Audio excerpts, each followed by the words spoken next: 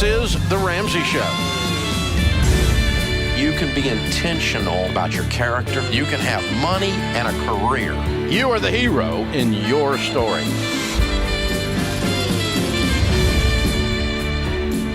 Live from the headquarters of Ramsey Solutions, this is The Ramsey Show. It's where America hangs out to have a conversation about your life, your work, your relationships, your money. I'm Ken Coleman, joined by my colleague George Camel, and we're here together for you this hour. It's a free phone call to jump in. It's all about you. We want to help you with breakthrough. 888-825-5225. 888-825-5225. How you doing, pal? Just glorious, Ken. You're glorious? It's 80 degrees and sunny in Nashville. Yeah, I didn't ask you that. I didn't ask you that, but thank you for the weather Puts report. me in a good mood. Oh, does it? You're in a good mood? Okay, great. How about we help some people? You ready for that? I'm ready. He's glorious, folks. He's ready. And Christian is ready. He's on the line in Raleigh, North Carolina. Christian, how can we help? Hey, how you doing? We are having a blast, and George is glorious. Yeah, well, I'm 21 years old. I'm about to graduate college on the 7th of May, and I have some debt that I'm trying to figure out the best way to pay it off. Awesome. Well, cool. George can help. Let's do this thing. So how much debt are we talking? I have $27,000 in student loans and about $11,000 on a car payment. Okay. What's the car worth? The car's worth about $32,000. Whoa. What kind of car is it? It's a 2017 GMC Sierra. Yeah, wow. Yeah. 21-year-old driving that. That's a nice car, man. So do you have a job right now? Yes, sir. I work part-time, and I'm a full-time student, and I saved enough to put a hefty down payment on it, but the job I have lined up after college will be about $3,500 a month for my income. Is that take-home pay or is that gross? That's take-home. Nice. Okay. Very nice. What kind of field is this? What job? Computer science. Awesome. Well, that's got a lot of room for growth if you're in that career path. Like to hear that. So, do you know what your plans are once you graduate? Are you moving? Are you staying put? Are you renting? Staying at home for a few years. So the only expenses I have are the student loans and the car payment. Okay. What do you mean by a few years? What's the timeline for that based on? I don't really have a plan for that, but I'm planning on staying home for at least 2 years. Okay. Is that to pay off the debt faster or? Yes, sir. And Okay. also my job is only 15 minutes from my house where I'm currently staying, so it's just an easier commute. Okay. So you're going to be bringing home about $42,000 a year, and what I want you to do when you graduate and you step into that job is to continue living like a broke college kid and get this debt out of your life as soon as possible. Do you know what your student loan payments are going to be? The minimum is about $300 a month, but there's also a benefit with my job where they'll pay me $250 additional to pay off the student loans. Every month? So I would only be paying $50 a month. Yeah, so my plan was with the Snowball would be just throw everything I have at the car payment until that's done, and then throw everything at the student loans until that's done. Okay. Well, here, if I'm in your shoes and that's how we answer calls here, I'm selling that car. Okay. I think it's just too much car for you right now. Yeah. And the fact that you can get that much for it, and you could almost be out of debt if you sold that thing, right? You said it would sell for $32,000? Yes, sir. And you have $11,000 on it, which leaves you with just a nice chunk of change there to get rid of those student loans, which you could then do with, 6 months maybe? Yes, sir. What kind of transportation would you need if you sell that car? That's the only form of vehicle I have, so I would just have to get something else. All right, so you would have how much, George, was left over? So you said you'd sell for $32,000, you owe $11,000, that would leave you with $21,000. And so I'm going to buy maybe a $5,000 car. $6,000 beater car for now. Yeah. And this is not forever. No. But for right now, as a 21-year-old, you'll be okay. And you do that, and you'll have $6,000 left over. Yeah. You'll 21. So subtract the $5,000 you'd pay on the car. That still leaves you about $16,000 to throw at the student loans. Oh man, which takes you down to $11,000 on the student loans. That's great. And if you could throw, $1,000 a month, $2,000 a month, you're living at home, right? You have no expenses. Yes, sir. I like this plan, and my plan would be to move out way faster than 2 years. When those loans are done and you got an emergency fund in place, I'm going to fly the coop and I'm going to get my own place and rent and then begin the work of, saving up for a down payment if that's what you want to do. Okay. So, I mean, right now I have an emergency fund of about $2,000 from part-time work. Okay. So do I need to save any more, or should I just throw everything I have at the loans until I get the loans paid off and then start saving? I would cut that down to 1,000. So I'd take the 1,000. That's going to help get rid of those loans even faster, on top of whatever you have after buying a new beater car, and that's going to speed up the process even faster. And once you do that, we're not talking 2 years until you have a big savings account. We're talking 8 months maybe. Yeah. So put this plan on paper. Start doing a budget. The first thing, and then yes. Man, you can make that kind of money on that car right now. Oh, man. As a guy who's just starting out his career, trust me, you're going to be driving nicer cars later in life. But right now, if you continue to live like a broke college student, you will be unbelievably wealthy. Yeah. And by the way, I want to point out a relationship aspect here. 21-year-old, he's graduating. The ladies don't care about the car as much as you think they do. No. My wife, Stacy, and I are about ready to celebrate 24 years of marriage. And when we started dating, I was driving a Mazda 626 with 200 and who knows how many miles on it, 200,000. And it was such a piece of crap that to make her laugh on dates, I would pull the key out of the ignition while I was driving and show her the keys. Was she impressed? No. Oh. But she laughed. That's good. And the point is she didn't care. Yeah. She didn't care about the car. I drove the car I had in high school. I drove for a decade. Yeah. It wasn't long ago that I finally And you won big with the ladies, too. You know me, Ken. They don't call me George Lady Killer Camel for nothing. There it is. No, I was invisible to girls in high school. Yeah. It panned out, but... Yeah, it worked out great. So the point is on this deal, it's like when you can sell the car, certainly in times like this, because this is applicable to a lot of people listening and watching right now. Hot car market. If you can get rid of that debt by selling it, it's a temporary move, but I'm telling you, I'm in the market right now. I've been telling you this for my kid. Yeah. And I'm not going to sink a lot of money into it because he didn't take me up on the challenge. However much you make, I'll match. So now I'm going to get him something that's serviceable. But if he runs it into a tree or a guardrail, you know what I mean? I'm not going to be like all bent out of shape. Well, a lot of parents, they go, well, Junior needs to drive a safe, reliable car. So they go buy Junior a $35,000 brand new car financed. Yeah, let me tell you what's ludicrous. Let me tell you what's safe and reliable. Something that costs about $4 or $5 grand that, it's an old Toyota, Honda, something like that. You know what I mean? Parts aren't that expensive. You take good care of it. Who cares what it looks like? It's safe and reliable. The truth is, I think a lot of parents, their reputation's on the line when Junior's driving the beater car around. Oh, and they want to look good. Yeah, and let me tell you something. George, you're absolutely right. Parents, stop making your kid's car one of your status symbols. College kids don't need to be driving $30,000, $40,000 cars. No. That's not an opinion. That's facts. Well, if they want to go out and make the money, then go for it, Junior. I like that. All right, tell you what else I like. We're just getting started. More of your calls right around the corner. It's a free call, 888-825-5225. This is The Ramsey Show.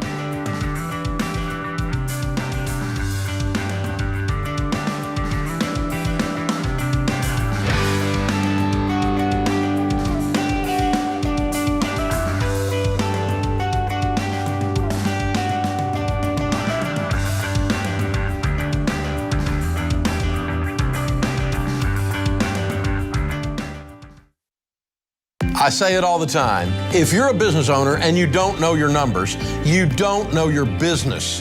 And when markets are shifting, it's even more important. You've got to know where you stand so you make your next move the right move. And you don't have to be in the dark here. Over 31,000 businesses, including my team at Ramsey, know their numbers because they use NetSuite by Oracle, the #1 cloud financial system. NetSuite gives you visibility and control of your financials, planning, budgeting, and inventory so you can manage risk, get reliable forecasts, and improve margins. Having everything in one place has saved my team hours each week since we made the switch to NetSuite. NetSuite is a game changer. So head on over to netsuite.com/Ramsey to get a product tour today. That's netsuite.com/Ramsey.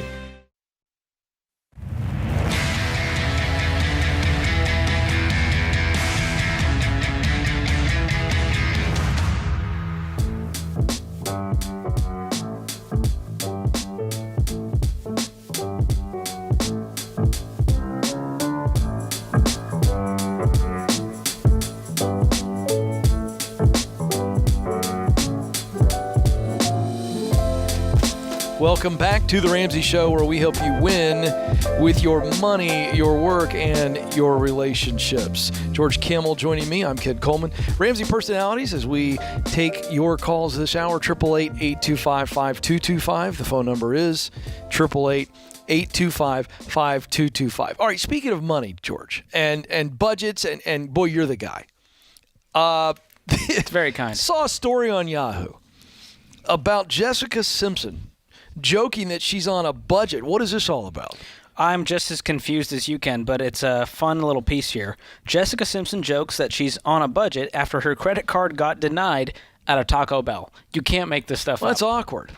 There's a lot going on here. Like, are you surprised that she went to Taco Bell? There's a lot of things I'm surprised about here. Yeah, she strikes me as a Wendy's fan. Really? Yeah, I don't know why. Okay. I don't see Jessica Simpson at Taco Bell.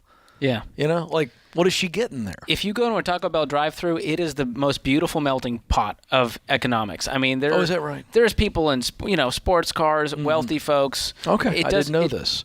Taco Bell, does not discriminate. Everyone loves them some late-night tacos. And so does Jessica Simpson. So there she is. The article opens, Jessica Simpson has some beef with Taco Bell.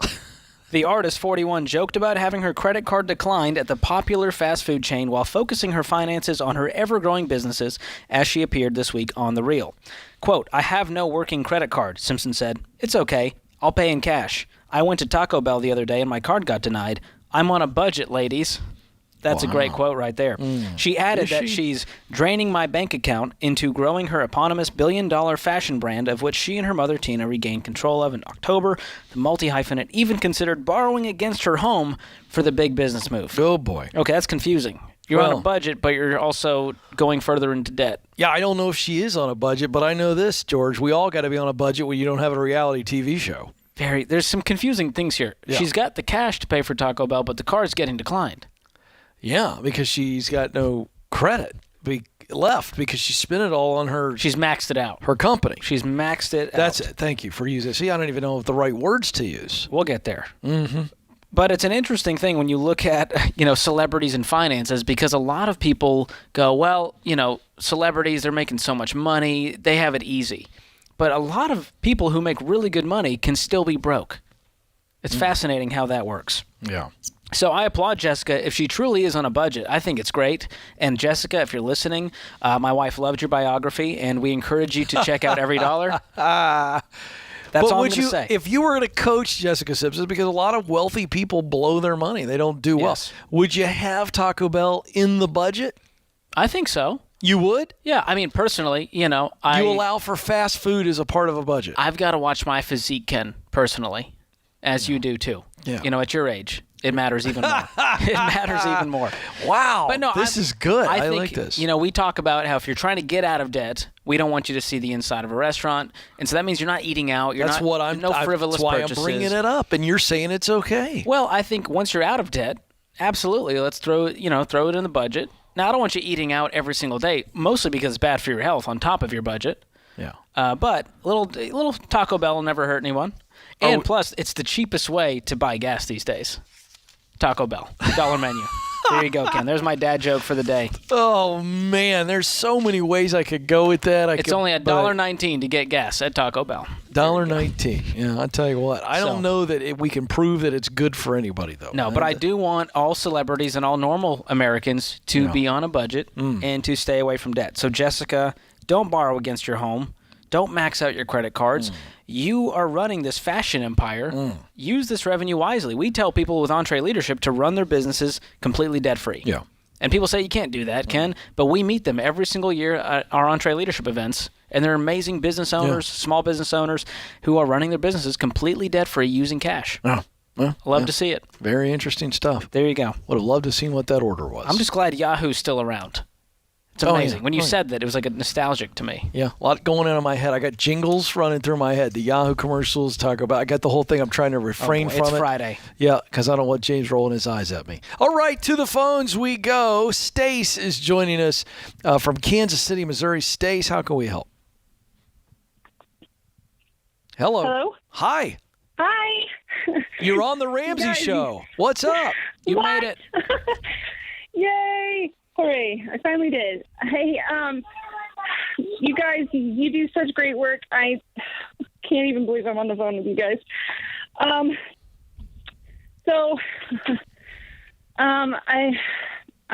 in a bit of a mess.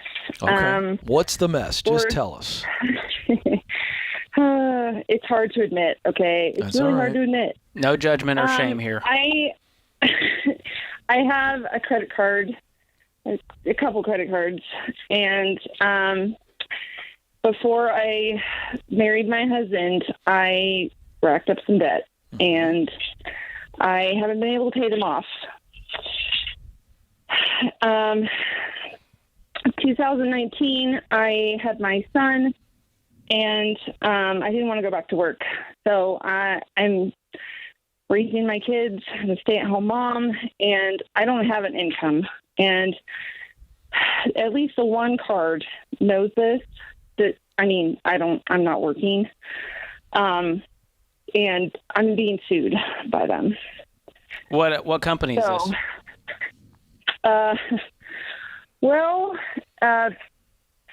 I'm going to butcher this, guys. Gramachi and Myers PC. Well, what's the credit card company?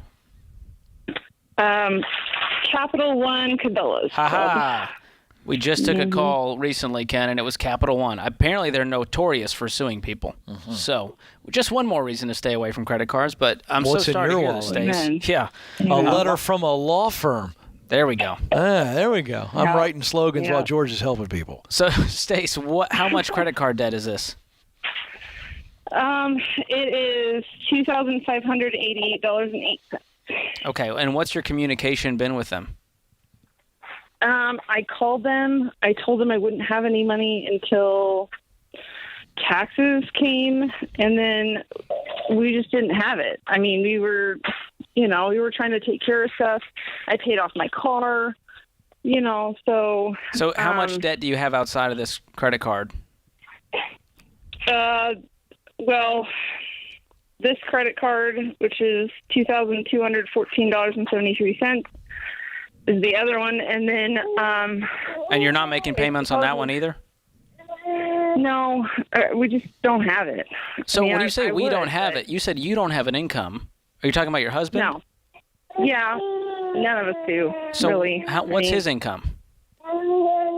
He makes under $50,000 a year.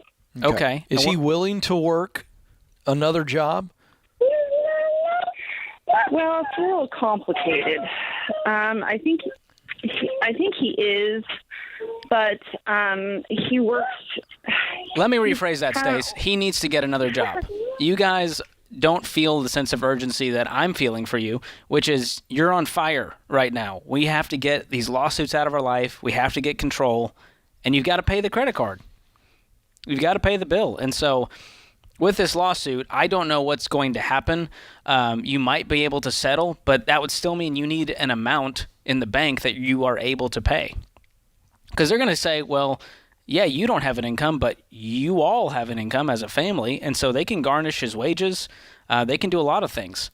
And so you need to get a little fire in your belly to get this thing out of your life, and it's the same plan that everyone else uses. It's the debt snowball. It's getting your baby step one starter emergency fund in place and starting to attack this. So I'm going to work with them to go, hey, what amount are you willing to settle for? I don't want to take this to the court. What are you willing to do? I don't have much to my name. I can scrounge up $1,000. Will you take that? And if they say yes, you do it. Yeah. Let's not fight over this. You went into this debt. We got to take some responsibility here. And Stace, I'm going to tell you this right now. Your husband needs to be working every night of the week, and then maybe he watches the kids on the weekends, and you're working. We are together going to go work, and $2,000 to pay this off is not that much money if you both are working. This is a great economy to go make some money, and getting more income and then getting disciplined is how you get out of this mess. No excuses. This is The Ramsey Show.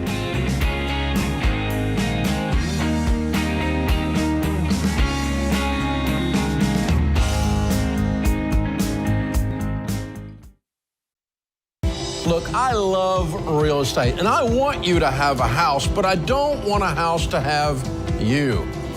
That's why you need to get in touch with Churchill Mortgage to make sure you do this right. These guys are awesome.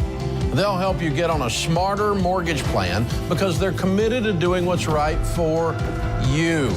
That means they check in every year with free consultations to help you stay on the right plan. They show you how to save money and interest so you can build wealth faster. They walk you through the total cost of your loan so you can make the best choice. Basically, they care. That's why we call them Ramsey Trusted. You can achieve debt-free home ownership, and Churchill is here to help. Go to their site, churchillmortgage.com/Ramsey, to start your approval or get more information.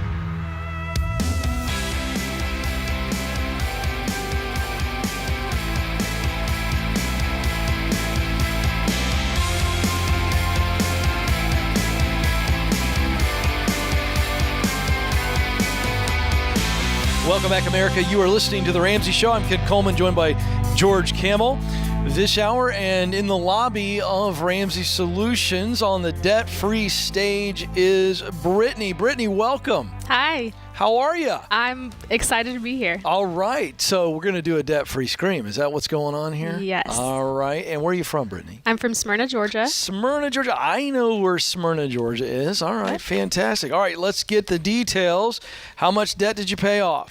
$32,000. Okay. And how long? Took me about 21 months. 21 months. What was your range of income? Started around 35, and then by the time everything was paid off, about 46. Oh, very nice. What do you do?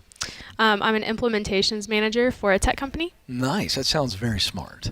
Yes. Like I feel like Brittany has got it together. A lot of syllables in there. Implementation manager. Yeah. Yeah, I like Sharp. that. Sharp Very gal. nice. So what was the debt?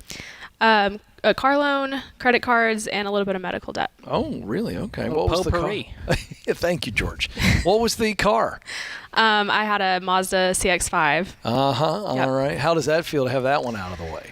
It's huge. It was actually the last kind of thing that I did to pay off my debt. Mm-hmm. You know, I thought that I was going to be paying it off for another year or two. I didn't really want to let go of that car that I still owed, money on. But when I looked at the numbers, and I knew the used car market right now is kind of crazy. So when we were just talking about it one day, I finally looked up and to see what it would appraise for. And when I saw the numbers and knew that I could get rid of my car, but also get rid of my car payment and also leave with a check to pay off the rest of my debt, it was like a no-brainer, easy decision. So I know. I love that. So that was the acceleration at the end. Yes. To help you finish this Wow. out. Yep. Was selling the car. Wow. Yep. See, So- I love that. A lot of people aren't willing to do that, and you did it, and boy, that makes a big difference quickly. So Yeah. what happened 21 months ago? How'd you get into this journey, this debt-free journey? Yeah, so I'm just like you guys always say, I was a financial peace baby. So grew up in church, always heard about Dave Ramsey. My parents are here. They did financial peace when I was younger, and it's funny, I always remember like the first class that they took. They made us start ordering just water when we went out to eat, and I really hated that. So I know. that's kind of how Dave Ramsey's been in my mind for Terrible. over these years. Terrible parenting. But just growing up, I always knew about it. When I went to college, I graduated and moved home. My parents so graciously let me live at home without any, rent or anything, so I didn't have any bills. But also for first full-time income that I wasn't used to having, so really just lived above my means and racked up all the credit card debt that I could. I also decided that it was time for me to get my own car instead of having one without a car payment. I thought it was smart to really be an adult and get my own car payment. So got myself a car payment, and then also decided I wanted to move out on my own. So got my own apartment. Of course, had to furnish the apartment, all of that. Right. But just continued to still live above my means and kind of got over my head in credit card bills. And then when my credit card started maxing out, I was like, I really got a problem. Uh-oh. When I sat down and totaled it and I saw it was almost as much as I made in a year, I really knew that it was time to do something. So I actually went to the bank and tried to get a loan, like a lot of people do, to consolidate, and I didn't get accepted for it, and I just broke down crying right there in the in the teller's cubicle, and I felt really bad, but I was just like, I don't know what to do. I've lost hope. Wow. And she gave me all the pamphlets and everything that banks do, you know, credit repair and all of that. But she looked at me and she was like, I don't have anything for this, but me and my husband went through Dave Ramsey's Financial Peace University, and it really changed our life, changed our marriage. And I'm like, yeah, I know about Dave Ramsey, like, you know, just like not something I wanted to do, but she didn't know, but she was really planting a seed in me, and I didn't realize that until later in life.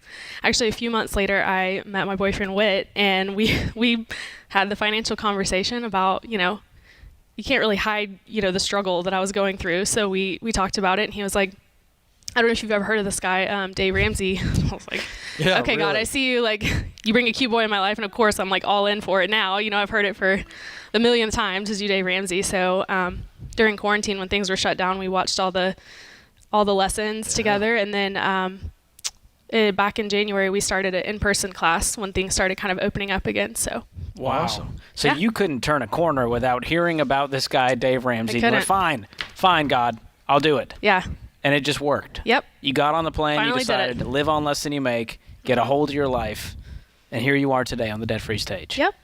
You're a hero. We're so proud of you. Thank you. That is awesome. So what was the hardest part in the journey for you? I think just for me, it was most important to just remember my why, because there was times where I was, you know, I did every side hustle imaginable. I had my normal 9-to-5 job, and then I was out doing DoorDash. I walked a lot of dogs, did a lot of dog sitting. So it was just a lot of time that I didn't get to go spend with my friends or do stuff that I wanted to do, and it was really hard. But in the back of my mind, I knew it was a temporary sacrifice to be able to live, you know, comfortably for the rest of my life. And I just always had to go back to my why when it did get hard. There was a lot of breakdowns, and Whit so graciously reminded me, he's like, just remember, you know, this is only temporary. You're gonna thank yourself for really pushing through. Yeah. Wow, way So to go, Whit. You had some cheerleaders in your corner, which is awesome. I mean, from did. the banker to your boyfriend to your parents. Yeah. Were there any detractors? No, I don't think so. Okay, I other than think, your I think friends. she was too busy to have any detractors. I was really busy. You weren't I've been listening. really You busy. couldn't even hear the haters. You were busy door dashing. That's right. right. I was like, I know some people think I'm crazy, especially, you know, now that I still don't have a car. I got rid of that in Whoa. January when I So paid you never everything got a off. new car. Not yet. Right now I'm Wow. saving up cash for one, so How are you getting around? just Lyft and getting rides from people. No Wow. kidding. Well, I do a lot of walking because where I live in Smyrna, it's, you know, Yeah.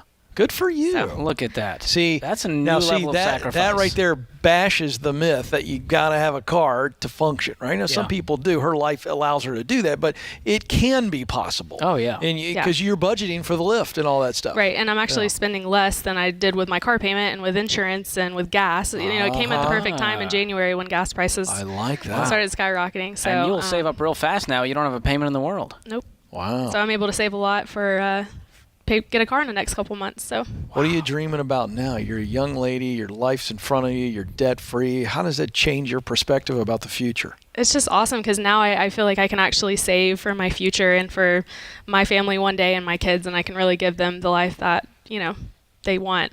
So I'm excited to do some traveling. We'll see. Everything's it's so much easier now. You know, like I said, I don't have any payments, so I'm able to save, you know, a lot of money and start investing. So I'm George, excited. You and I were talking about this during the commercial break. She's free. Oh, yeah. Not just free from debt. She's free to make a lot of different decisions because she's not shackled by debt. She's got options now. She's not backed into a corner going, well, I got these payments, so what are you going to do? Yep. Wow. You decided to take control instead of waiting for someone else to fix your life. Exactly. And that's what this show's all about. I love that. Awesome. Just got to do it. Fantastic. Start today. What do you tell people, someone your age who's listening right now, watching, what is the key to getting out of debt? Just know that there's hope. And I think when you're looking at any sort of goal, always look at what you want your life to look like. And for me, it was just remembering my why. You know, I can't wait to live debt free and be able to give back and build my wealth and, you know, set myself up for retirement one day. But always just looking at what you want in life and then working backwards. And thankfully, Dave gives you that plan, the baby steps to kind of get to that goal. So it was easy for me to follow that plan because I knew at the end it would be so worth it, and that the temporary sacrifice is it's a lot shorter than you think, because I thought I was still going to be paying for 3-4 years, but really it only took me a little less than 2 because I got that fire under me. And was just hustling. So I love that. Yeah. Wow. Well, Brittany, you inspire us. You're inspiring a lot of young people by telling your story. So we thank you for that. Yeah. We want to show our appreciation to you by giving you 2 books. One, Dave's book, Total Money Makeover, for you to give to somebody else and kind of pass that legacy on. And then the next step for you is Baby Steps Millionaire. You're on your way. You're going to be a millionaire, young lady, and that is very, very exciting. So we're going to give you that book as well.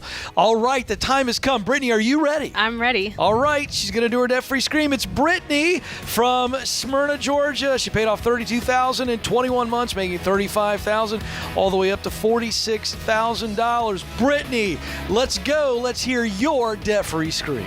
3, 2, 1. I'm debt-free! Yeah! There it is. Very nice. Oh, wow. For our listening audience, I wish you could just see her face and overcome with emotion as she screams, I'm debt-free, and she's crossed the finish line. Proud mom and dad out there. And don't forget, Boyfriend of the Year nominee, Whit, for all the support. Step it Don't up, move. guys. The Ramsey Show continues right after this.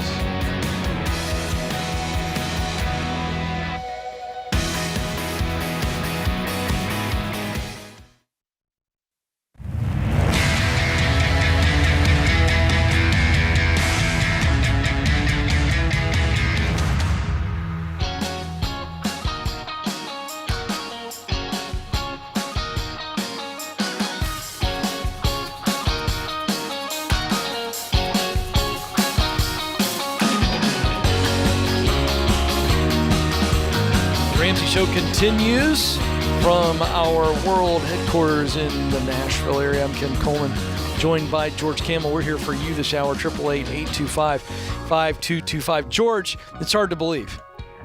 We're less than a week away from our next live event in Las Vegas. It is our Building Wealth live event. The event is next Thursday. It's going to be really, really fun in Vegas or surrounding areas. If you don't have your tickets yet, make sure to go and reserve your spot now. Just a couple of clicks of a button will put you on your way to doing better with investments and savings. We're going to really talk about how to build real wealth, no matter where you are with money today. It is possible. We're going to tackle the latest get-rich-quick trends, dive deep into investing, saving, and planning for retirement. And it's not complicated. It's actually simple. We're going to give you a clear path on how to do all that, and we know that you'll win big. Dave Ramsey, Rachel Cruz, George Campbell, Dr. John Deloney, and I are all together at the event on the stage. George is going to wear a mini Elvis costume. We did get that approved this week. I love that it's a mini one. Well, you're a small guy. Not a full-size one. I know, that would look silly. So we're looking forward to that. We're not sure about the peanut butter banana sandwiches. We'll see about that. So if you're near Las Vegas, in Las Vegas, don't miss out. Thursday, May the 5th, tickets are just $25 each, and you can get a 4-pack of tickets for only $60. Bring your friends. It's going to be great. RamseySolutions.com/events. RamseySolutions.com/events. See you there, Vegas. All right, let's go back to the phones. Martin is joining us now in Cleveland, Ohio, home of the Cleveland Browns. Oh, yes. Martin, how can we help? Hey, guys. How you guys doing? Good. What's going on? All right. So my wife and I are having a disagreement, kind of. So short backstory, we went on vacation in North Carolina. She's been there her whole life. And I went there one time with her, and it's obviously a gorgeous state. Right next to Tennessee.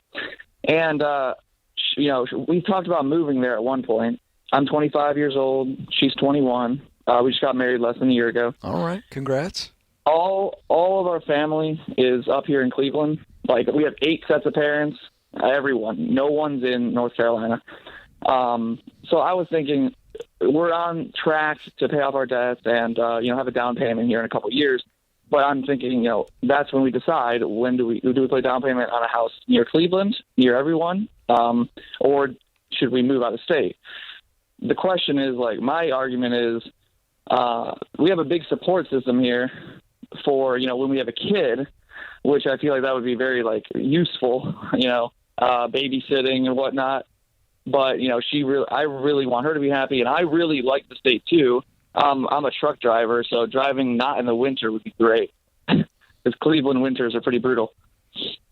Okay, so I hear of the formation of a question, but I don't hear a specific question. So before we get to that, did you say you had 8 sets of parents? Did I hear that?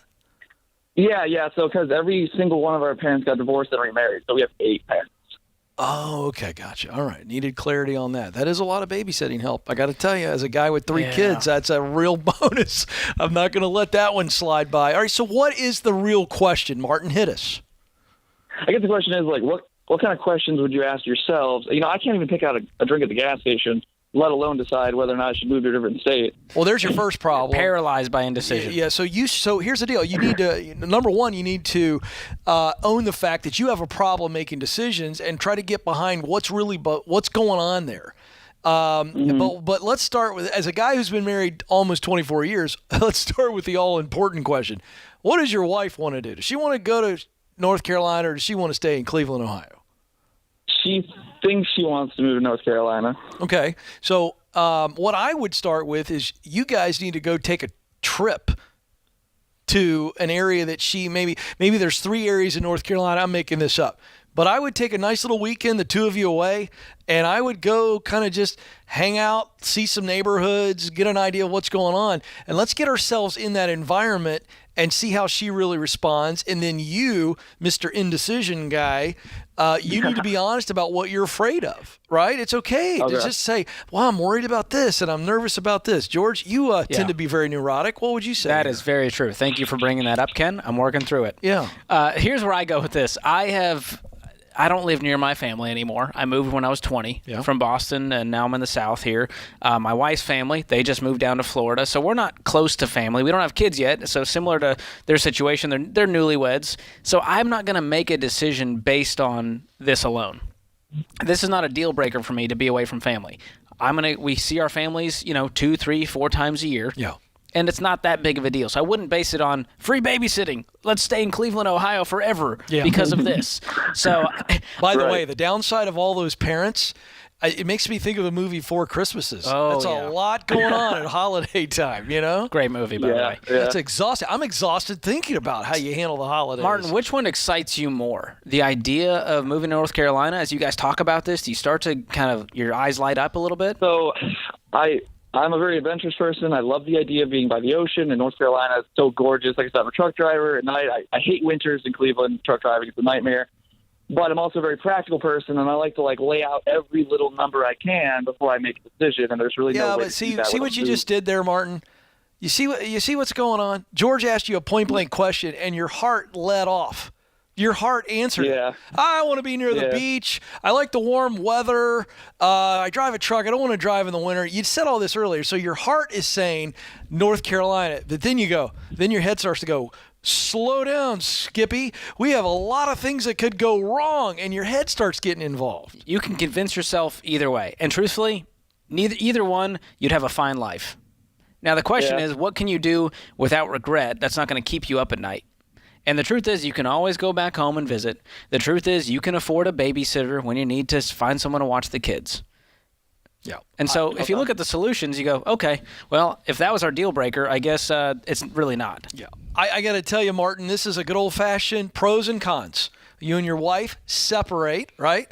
And she writes her pros and cons for going to North Carolina. And you do yours. Then you guys meet in the middle over a nice little candlelight dinner, maybe compare notes, and then go to Carolina one time. And, I think it's going to be obvious. Yeah. I think it's already obvious. I'm moving if I'm in their shoes, just based on what I know. I don't want to knock anybody at Cleveland, Ohio. Here comes the hate mail. But if it's between Cleveland, Ohio, and Charlotte, North Carolina area, it's not even up for vote for me. Yeah. It's just me.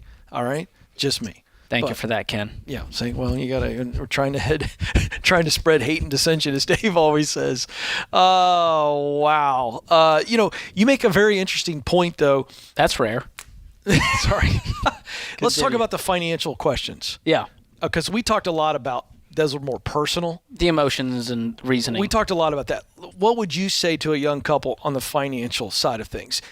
What would they need to look at on a move from one region to another? I think there's no urgency to this. They're newlyweds, so I think it's okay to just get to know each other. Let's pay off this debt. Let's get an emergency fund in place, and let's reassess. We're going to be at a very different place emotionally once we've been married for a year, 2 years, the debt's out of our life, we've got an emergency fund. Now we can be clear-headed about every single decision. We're not worried about how we're going to pay for the move. We're not as worried about what's going to happen with our jobs over there. We can just do this with a lot more clarity. And so I'm encouraging them to go, hey, pause. What is the urgency behind this? Do we need to make this decision today? Or can we park it and go, hey, let's focus on this debt and let's circle back to this conversation a year from now and see where we're at. Yeah, I like that because the bottom line is that area or any other area of the country is still going to be there. And so at that point we can decide. But we want to clean up our financial mess because, again, it just gives us more options. It changes where we might be able to live in a certain area. The other thing that I don't think people think through a lot is cost of living. Oh, yeah. there is From Cleveland to Charlotte, there could be a jump there. It might be, yeah. I don't know. But you got to look at all of that. And I can't overestimate the importance of going and visiting, putting yourself in that place, because the fear that holds a lot of people up the most is the fear of the unknown. Yeah, and regret. So go figure out what you don't know, go get an answer, and now we can make a decision based on real information, not a vacuum of fear and doubt that's running around in our minds. A lot of wisdom there. All right, good hour, George. Hey, this is your show, folks. It is The Ramsey Show.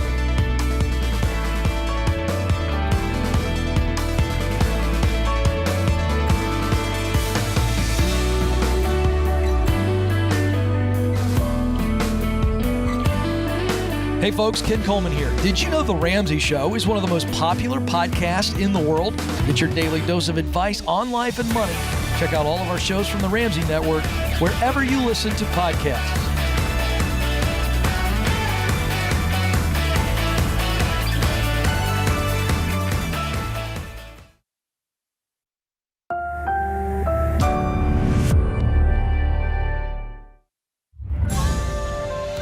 This is The Ramsey Show. You can be intentional about your character. You can have money and a career. You are the hero in your story. Live from the headquarters of Ramsey Solutions, this is The Ramsey Show. It's where we talk about your life, your money, your work, and your relationships. I'm Ken Coleman, joined by George Camel this hour. 888-825-5225 is the phone number. It's toll free. 888-825-5225. You ready to roll? So ready. A full hour. It's Friday. We're feeling good. Come on, man. Calls are on the board. Game on. Let's go. Rachel joins us in Bloomington, Indiana. Rachel, how can we help? Hey, I'm so glad to get you guys' advice on this. Great. So my husband and I have been saving for our home for like 15 years for a house in the country. And we found something. It has a barn and opportunity for animals and things like that for our kids, which is what we want. The problem is we are facing a lot of fears and concerns about it. And we don't know if these are legitimate fears because it's not a good financial decision, or if this is just like us stepping out of our comfort zone, because we really haven't had to do that this far in our marriage. So we need help deciphering whether these are legitimate fears. Okay, great. Do you mind outlining very specifically what the top fears are? I think the top fear is that it will be a financial burden instead of a blessing for us. Okay, what else? We're worried that we'll regret it after we do it. Anything else? We won't have enough money to do things other than live in our home, like go on vacations. Which leads me to believe, George, these may be fears that protect, not fears that hold back. We'll see. Ooh, break it down. See, because fear is either. Here's what's going on, Rachel. I'm setting you up because these are financial in sharing these. And so here's what we know about fear. So fear can protect us, right? If we edge up to the edge of a cliff, right, and we start to feel a pang of fear, fear's protecting us. Like, slow down because you could fall over to your impending death, right? But sometimes fear can hold us back, right? It's kind of the idea of the elephant that's terrified of the mouse, and so we need to figure that out. George, what do you think there with those fears? Well, my question is, you've been saving for 15 years. How much money do you have saved? Okay, so we have we're going to put $200,000 out of savings down on the home. Okay. And then we have our house paid off, and we're hoping to get conservatively, we will get $200,000 for our home. So we can put $400,000 down. Down on how much? It's $485 total. So you'd have an $85,000 mortgage. It's a mouse. Yeah, so You're an elephant. I know. What's your income? But listen. Okay, so listen, I stay at home. My husband works, and he makes a net of $95,000 a year. Okay. And so the big fear, like, we understand we can't afford the house, but the big concern and the big fear is that the taxes and insurance are going to be pretty high, like a lot higher than what we're used to. Do you know that for a fact? Do you know the exact number? We have a real good idea. Okay. Are you talking property taxes? Yes, property taxes. In Bloomington? Yep. Wow. I'm a little Pretty high shocked out by. We're blessed here in Tennessee, Ken. I'll tell you that well, much. no, property taxes are pretty stiff here. Rachel, when it comes to mortgages, let me just tell you our parameters, and I think this will give you peace because it did for me when we were paying off our house. We tell people to get a 15-year fixed-rate mortgage, the only one I'd ever tell you to get, where the payment is no more than a quarter of your take-home pay. That includes your principal, interest, taxes, insurance, all in less than 25% of take-home pay. And you're putting way more than 10 or 20% down, so I'm not worried about that part. So now let's look at the real numbers. You have an $85,000 mortgage. We have these high property taxes. Have you crunched the numbers to see how much of that of your take-home pay it's going to eat up? It's going to take. It's going. I think it's just under 25%. Okay. Take-home pay, but so after our house is completely paid off with taxes and insurance, it's still going to be $1,100 just for taxes and insurance. Okay, that's okay. I'm not as worried about that. So here's what I'm seeing, though. If you look at those numbers, I want you to look at the facts to give you some peace here and go, okay, this is not 70% of our take-home pay being eaten up by mortgage and taxes. We have 75% of our take-home pay to still go accomplish all of our other goals. Take care of our family, go on vacations, we can still have a life. That's why we tell people to stick with these conservative parameters, because I want you to still have a life. And that's what you're worried about. Right. Are we going to be able to do all of these other things if we get into this house? And you told me it's been your dream for 15 years. Yes. And so to me, there's some other fears there other than financially. You're not broke. You're not going to be broke. No. You're going to pay this thing off within what? Maybe 2 years? Yeah, I think it's just that's the thing. We couldn't decipher whether it was like this. We just haven't had to step out of our box. You haven't. Is it just the fear of stepping out of the box? 100%. Rachel, let me tell you what I heard earlier. George walked you through, and you told him, he said, well, it's less than 25%. And he said, that's what we recommend. It's very conservative. And your immediate response was, yeah, but it's going to be $1,100 in taxes. And that's a new number for you, and it seems exorbitantly high because based on your previous context, it is. So I remember the first time my wife and I bought a house, it was $195,000, and I thought that I'd mortgaged my future away, and it was, I was making good money. But I mean, I never owned a house, so $195,000 is like, you know what I mean? And we were living Dave's principles. My wife worked for Dave at the time. I did not. So I think it's context, and George has just walked you through. And that you're okay. And can I just also say something that I hope encourages you? What got you here is going to get you there, wherever there is. You're going to pay this house off. You guys are going to be baby steps millionaires. True or false? I'd like to say true. No, you will be. You will be. You're doing it the right way. You're going to pay off that $85,000 mortgage. Do you guys have any debt, Rachel? No debt. No. Okay. Yeah. And so when you don't have any payments, you have freedom. And so with that freedom comes peace. And so I want you to take a look. Most people that call into the show, Ken, they have been wanting a house for 14 seconds. They have no money to put down, and they do it anyways. Right. They've saved $200,000 over, what did you say, 14 years? 15 years. 15 years. It's time to pull the trigger on this. This is, I mean, I don't even know how you've been focused for 15 years. I would have given up on it. Impressive. Yes, listen, Rachel, that's what we're doing. We're bragging on you and your husband. Incredible discipline to have amassed what you have amassed, you guys are going to be great. Go get that place. And it's going to be paid for in a few years, and then you'll have property taxes, but you'll still be unbelievably wealthy if you just have property taxes and insurance to pay for. Yeah. And as a home-warming gift, George is going to send you a baby llama. So is that part of the plan?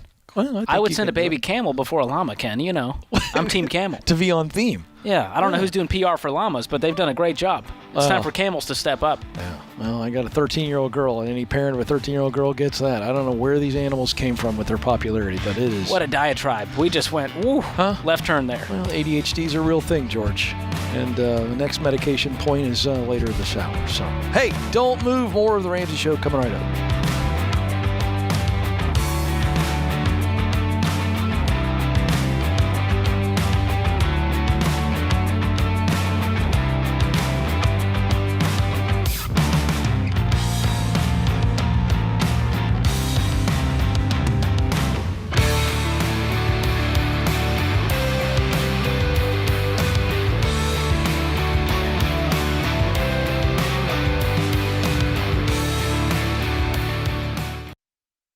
We were drawn to Christian Healthcare Ministries because we both had young families and we wanted to have more children. And we had also just started a real estate company and needed to find healthcare coverage that would meet our needs. We were attracted to CHM because of its low monthly costs and the ability to negotiate medical costs down. Established in 1981 and accredited by the Better Business Bureau, CHM is here to meet the needs of your growing family or small business. Check us out at chministries.org/budget. We absolutely believe in it.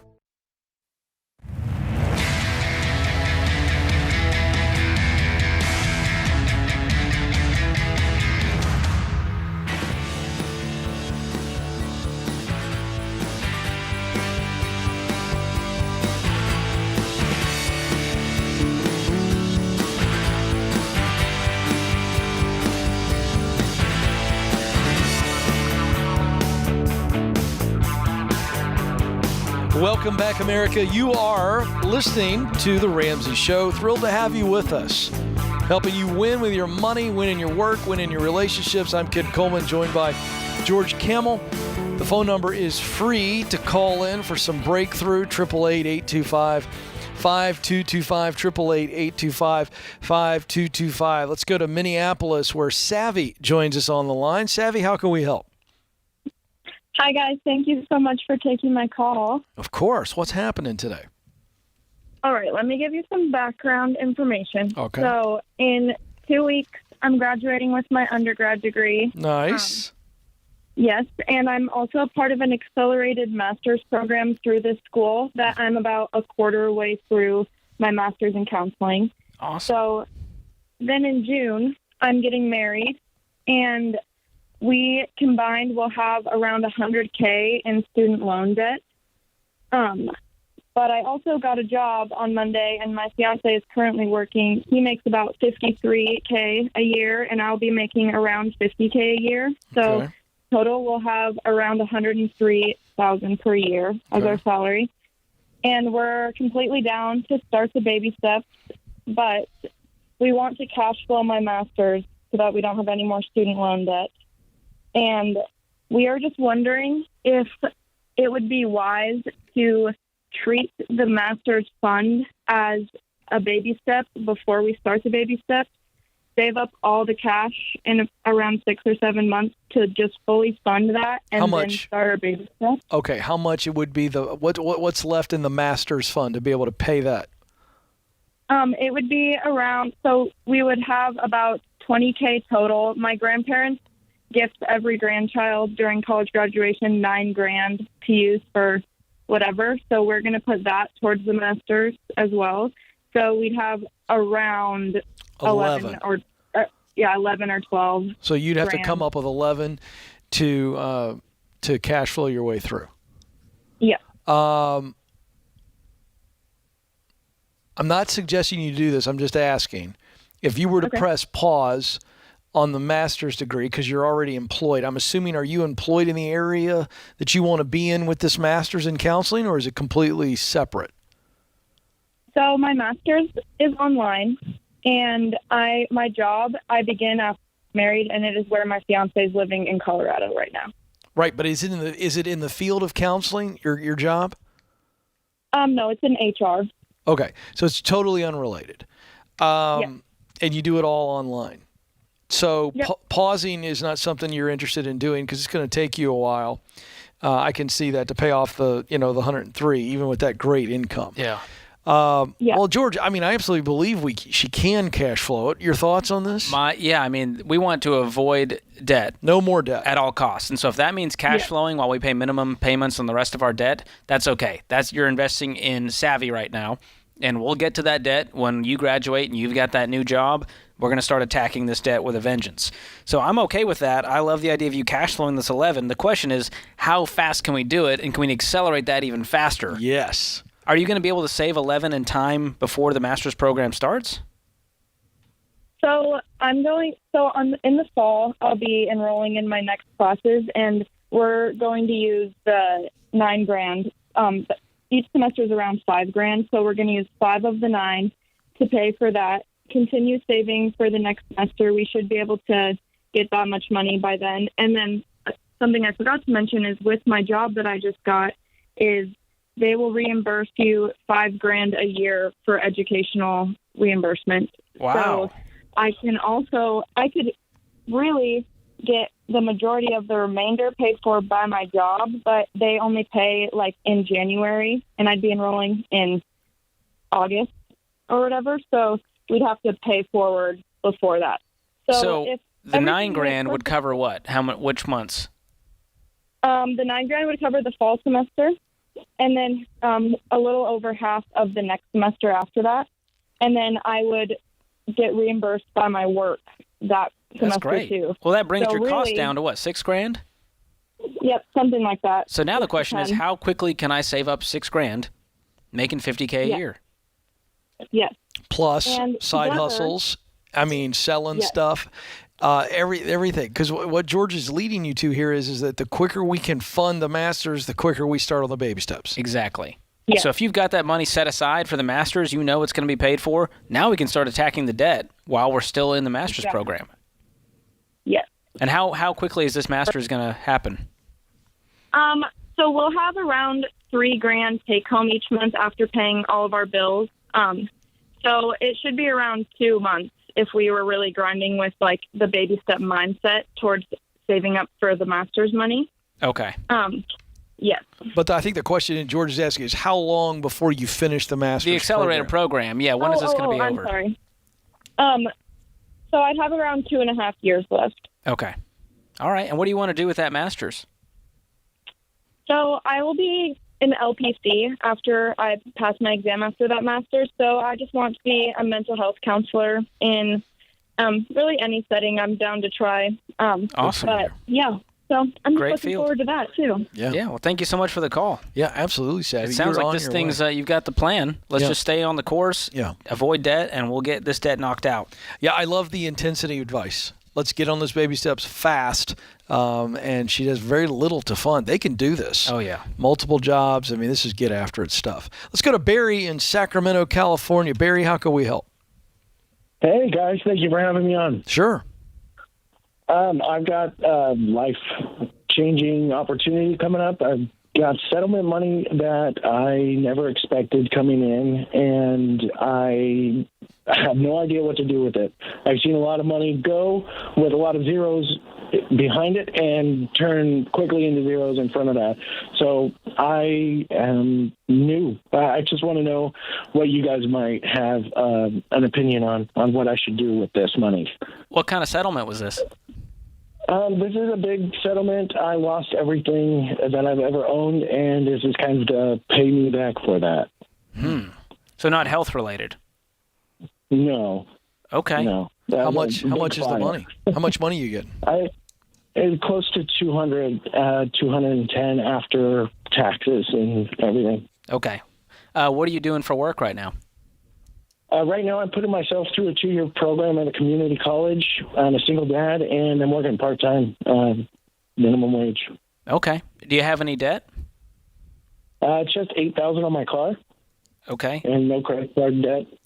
How much money do you have to your name in savings? Checkings? About 3 months worth of living. Okay. Like $3,000, $4,000. Well, when is the settlement coming through? When does this hit your bank account? Well, it comes in steps, and I'll be getting my first soon at around 90, and then over the next few years, broken into 2 more payments. Okay. Well, the fact that you called in makes me think that you want to make sure you use this money wisely. And if you're not careful, this money could disappear with a blink, and you alluded to that earlier.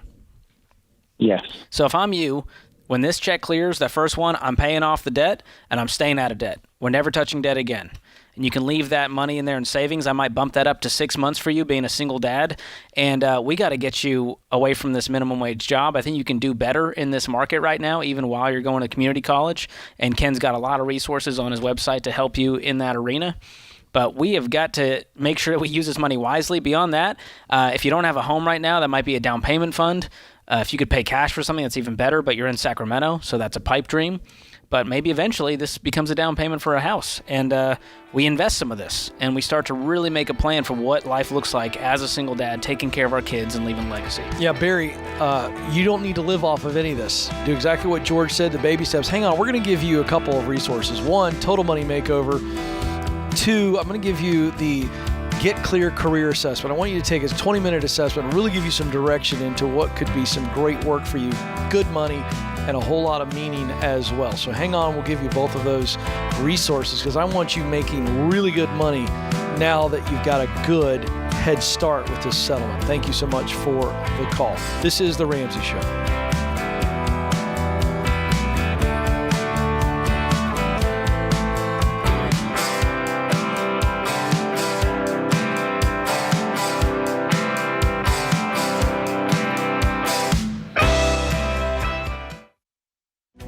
If you're looking for ways to update your home without blowing the budget, I've got it. For years, I've been telling you about our friends at Blinds.com. Blinds.com makes it simple to shop top quality blinds, shades, and interior shutters from home with easy online ordering and free shipping. With Blinds.com, there's no need to renovate your entire home. Just change out what's on your windows with upscale choices like faux wood blinds, cellular, and roller shades, or even outdoor shades. Plus, Blinds.com guarantees the perfect fit, whether you do it yourself or you have them measure and install everything for you. Shop their latest looks and see how much you can save at Blinds.com today. The easy and affordable way to make your home more beautiful is Blinds.com.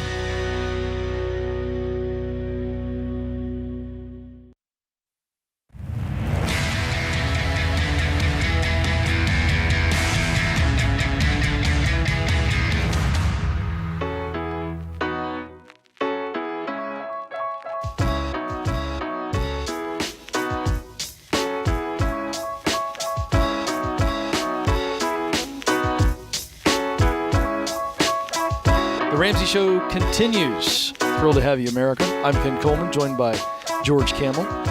You need to find out for yourself why Blinds.com is the #1 online retailer of custom window coverings. You get free samples, free shipping, and with the new promos they run every month, you'll save even more. If you use the promo code Ramsey, you get the best deal.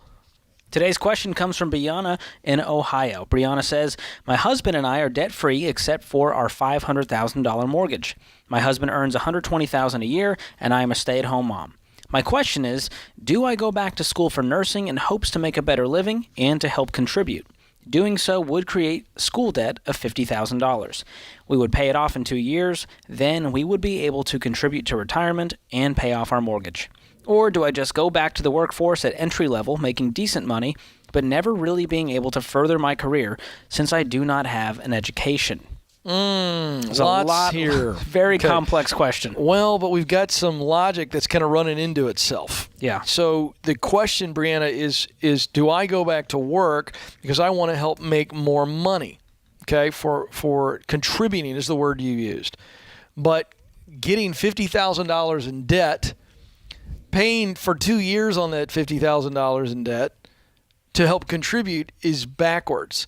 So let's go to option 2 because it's option 2, but you've got a false narrative in option 2. Option 2 is, or do I just go back to the workforce at entry level, making decent money, but never really being able to further my career? So the idea of you going in back to work does not have to be entry level per se.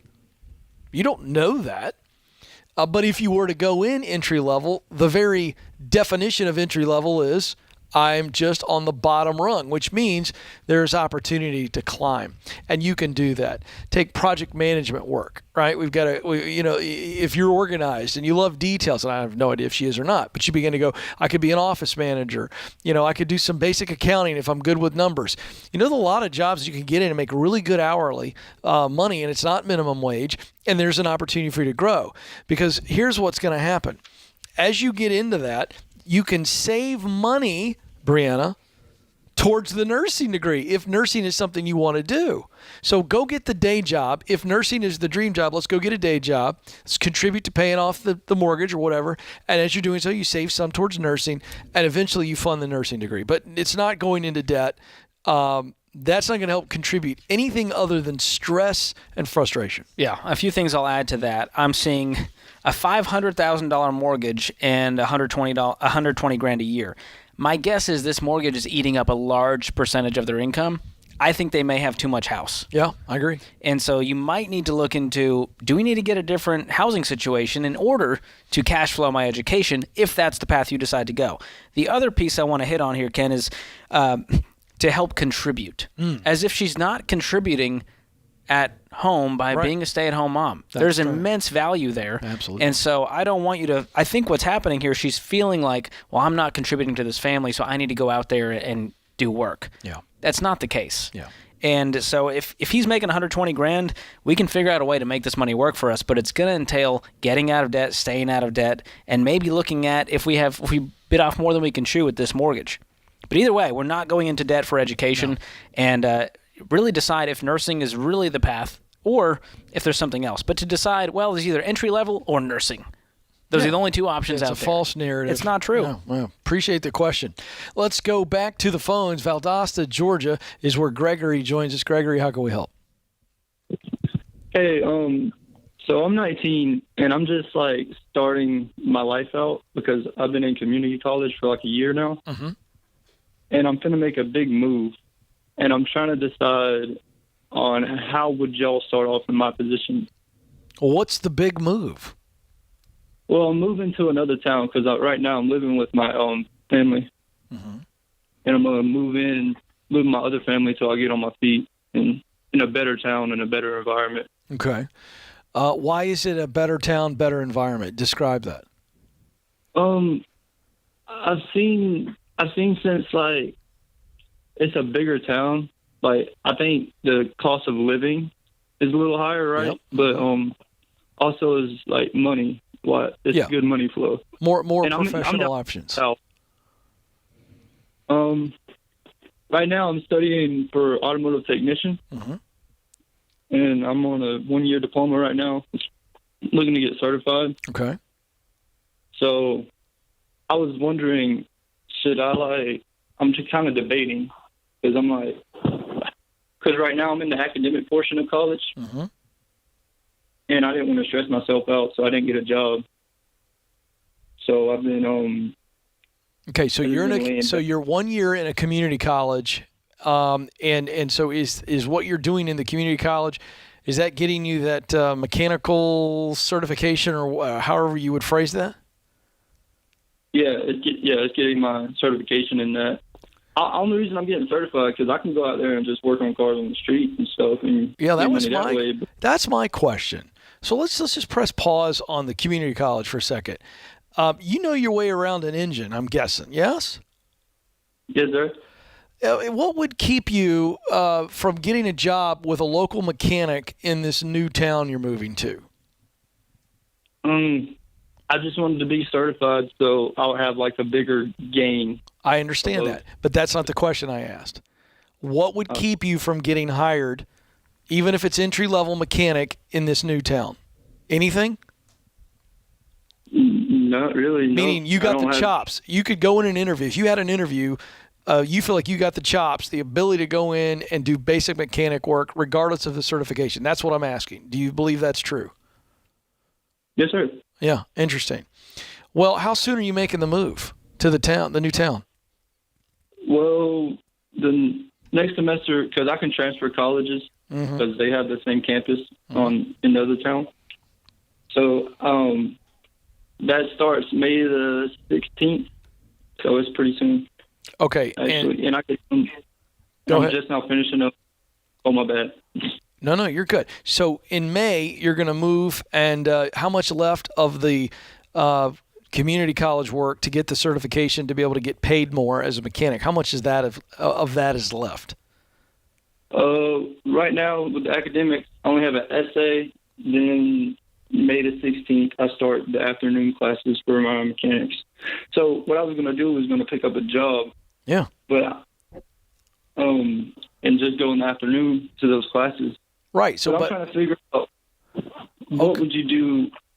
Oh, sorry. No, what I'm would you sorry. Do with the, what would you do in my position, like trying to save money? Because I've been working ever since I was 16. I worked at a peanut mill, and I used to make bring home maybe $800 a week seasonally.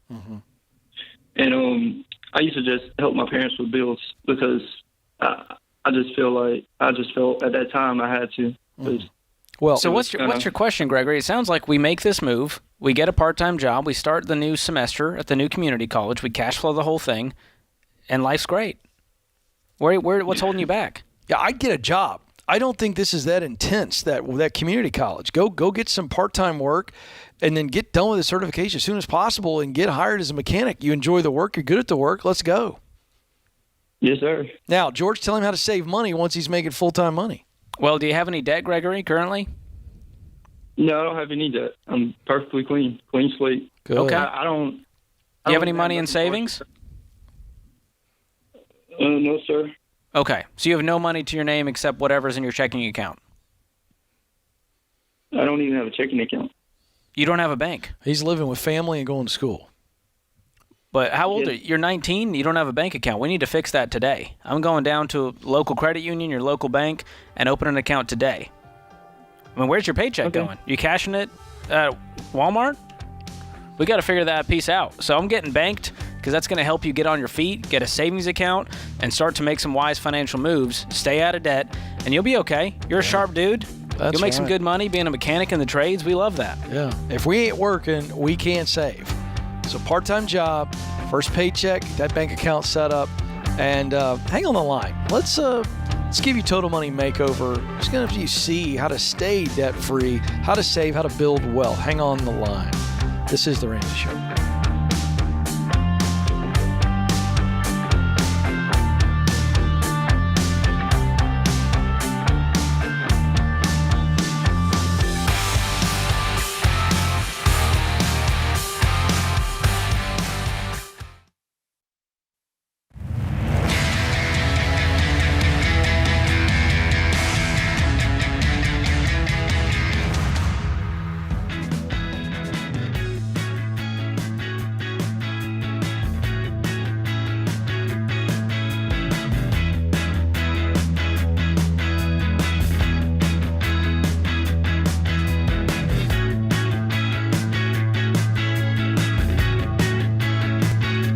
Welcome back, America. You are joining the conversation here on The Ramsey Show. I'm Ken Coleman, joined by my colleague, George Camel.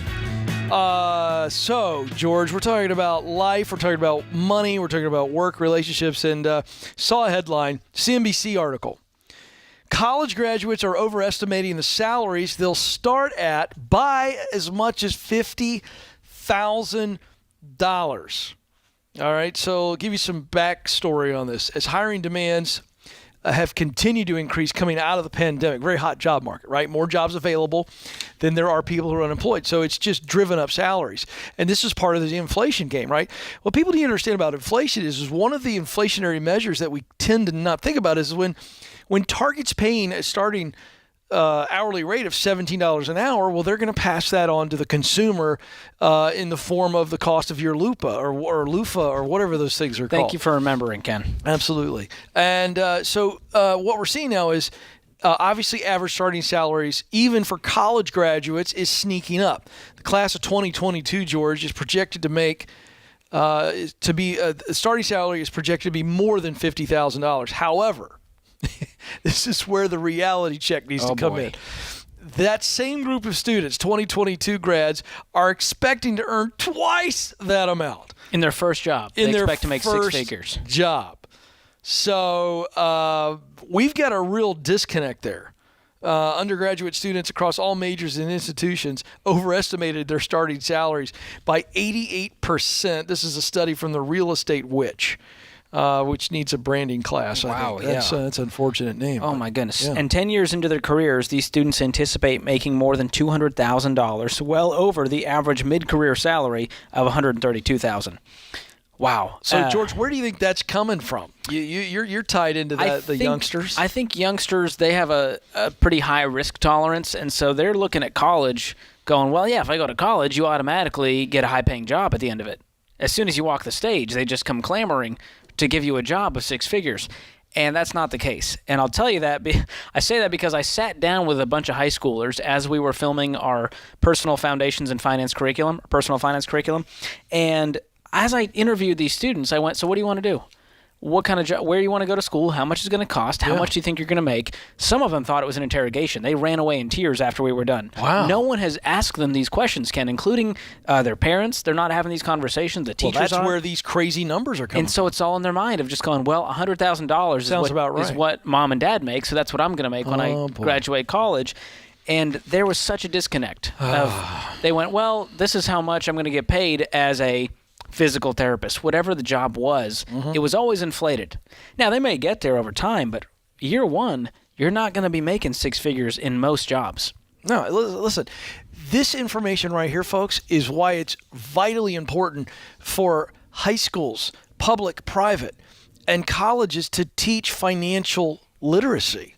You know, I mean, it's so important. Well, I'll tell you what it leads to. Because they have no idea. It leads to the student loan crisis we're seeing because students go, well, Ken, I'm happy to take on $100,000 of student loan debt. Because I'll be able to pay it off easily. That's always the case. Yeah. And what happens? They have $150,000 in student loans, and they're making $42,000 a year, and then they feel like they were lied to, and they demand student loan forgiveness because this is a scam. Oh, yeah. When they really just didn't do their due diligence, they didn't do their research, they didn't have the right conversations, and it's heartbreaking. I don't want this for any student. It really is, because here's where the perfect storm collides.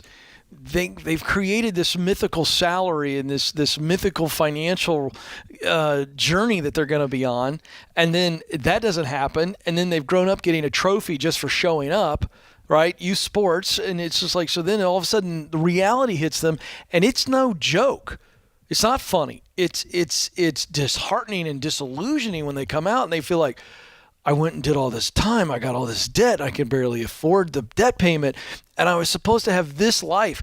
You talk about rocking somebody's world while their brains are still developing. Well, an 18-year-old has no idea what it's like to pay bills, to pay insurance. No. And so they walk into their adult life going, hold on, I have to make a car payment and my student loan payment and my credit card payment, and they can't breathe. Yeah. So you've got to have a reality check here. Come on, wake up, folks. Wake up. All right, Ashley is joining us now in Chicago, Illinois. Ashley, how can we help? Oh, my word. Hi, guys. Thanks for taking my call. You bet, Ashley. She's it's so all shocked. about you. What's happening? That's awesome. George, you're my favorite, by the way. Anyway. Yes. Take that, Ken. Hold on a second. Hold on. James, can I take this segment off? Ashley, give me a second. I have to take the dagger out of Ken's heart that you just put in there. It's okay, George. Handle it. I'm going to take a smoke break. Go ahead. Ashley, how can we help today? All right. So, in short, my mother-in-law is trying to buy my husband and I a $500,000 house. Whoa. And, yeah. And he's an only child, works in the family business, is planning to take over. And we've also been living rent-free in one of their properties the last 3 years since we've got married. So we've never really had to worry about, the normal bills, all of that. And so I came from a different background.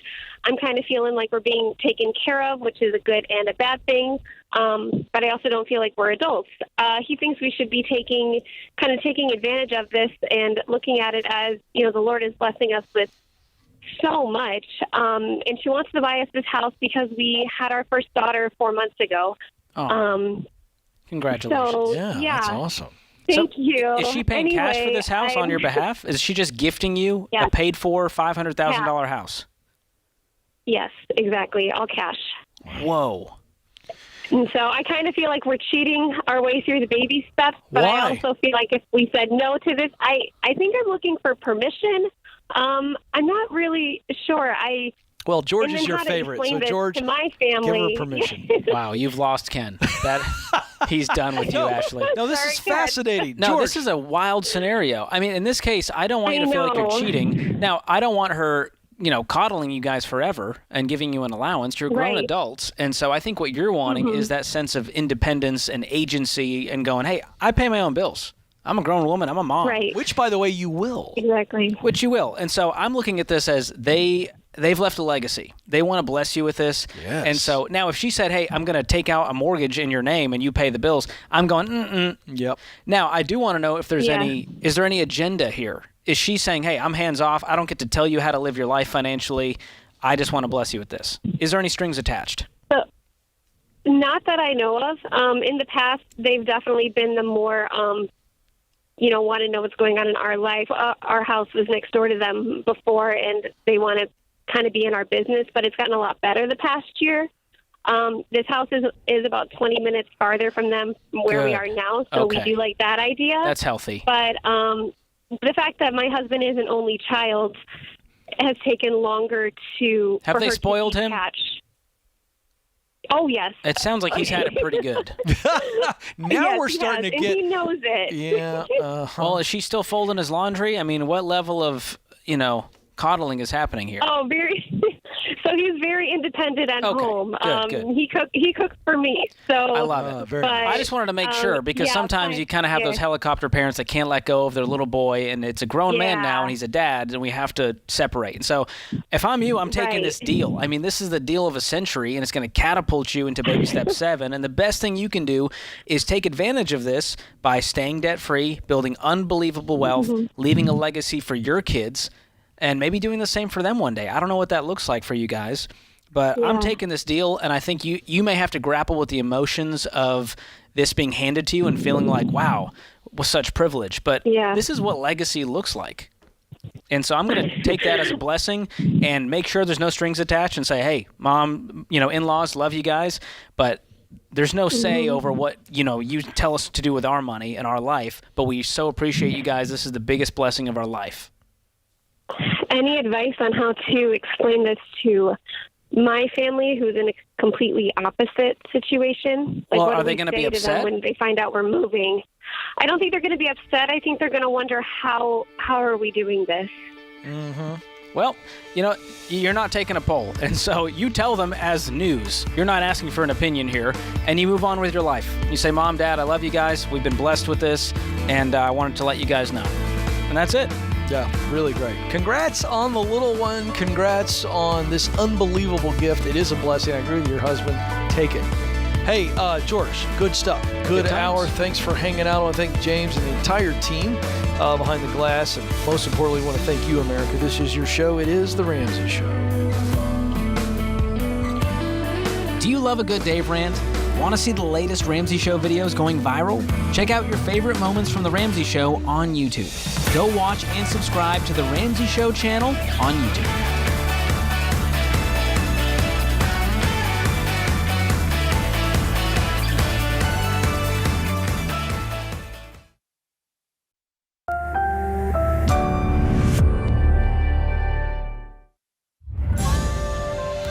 This is The Ramsey Show. You can be intentional about your character. You can have money and a career. You are the hero in your story. Live from the headquarters of Ramsey Solutions, this is The Ramsey Show. It's where we talk about your life, your money, your work, and your relationships. 888-825-5225 is the toll-free number to jump in. I'm Ken Coleman. He's George Camel. And we are here for you this hour. Thrilled that you've joined us. 888-825-5225. George, you ready to go? You ready to help some people? Always ready. Always a good day when it's with Ken Coleman. Oh, I appreciate that. John joins us next in St. Louis, Missouri. John, how can we help? Hey, how's it going, guys? It's good to be talking to you. Good to talk to you. So listen, I got a new job recently that I'm really excited about, moving to a new state, huge pay bump. And I was going over the healthcare plans that they offer. They offer a core plan and a high deductible plan with the HSA, which is a plan I currently have at my old company.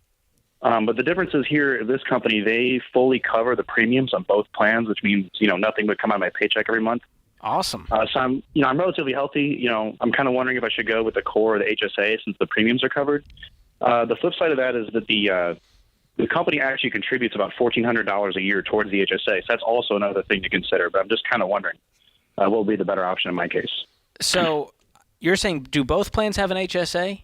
So there's a core plan? No, there's the core plan that's like normal, like a normal healthcare plan, and then there's the high deductible plan with the HSA. I like that option. Yeah. So okay. What's keeping you from just sticking with that?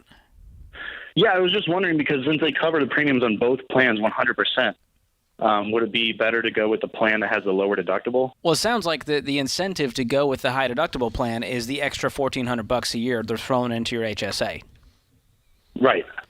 Okay, that's what I was kind of thinking too, but I was kind of wondering if that would be the smarter choice.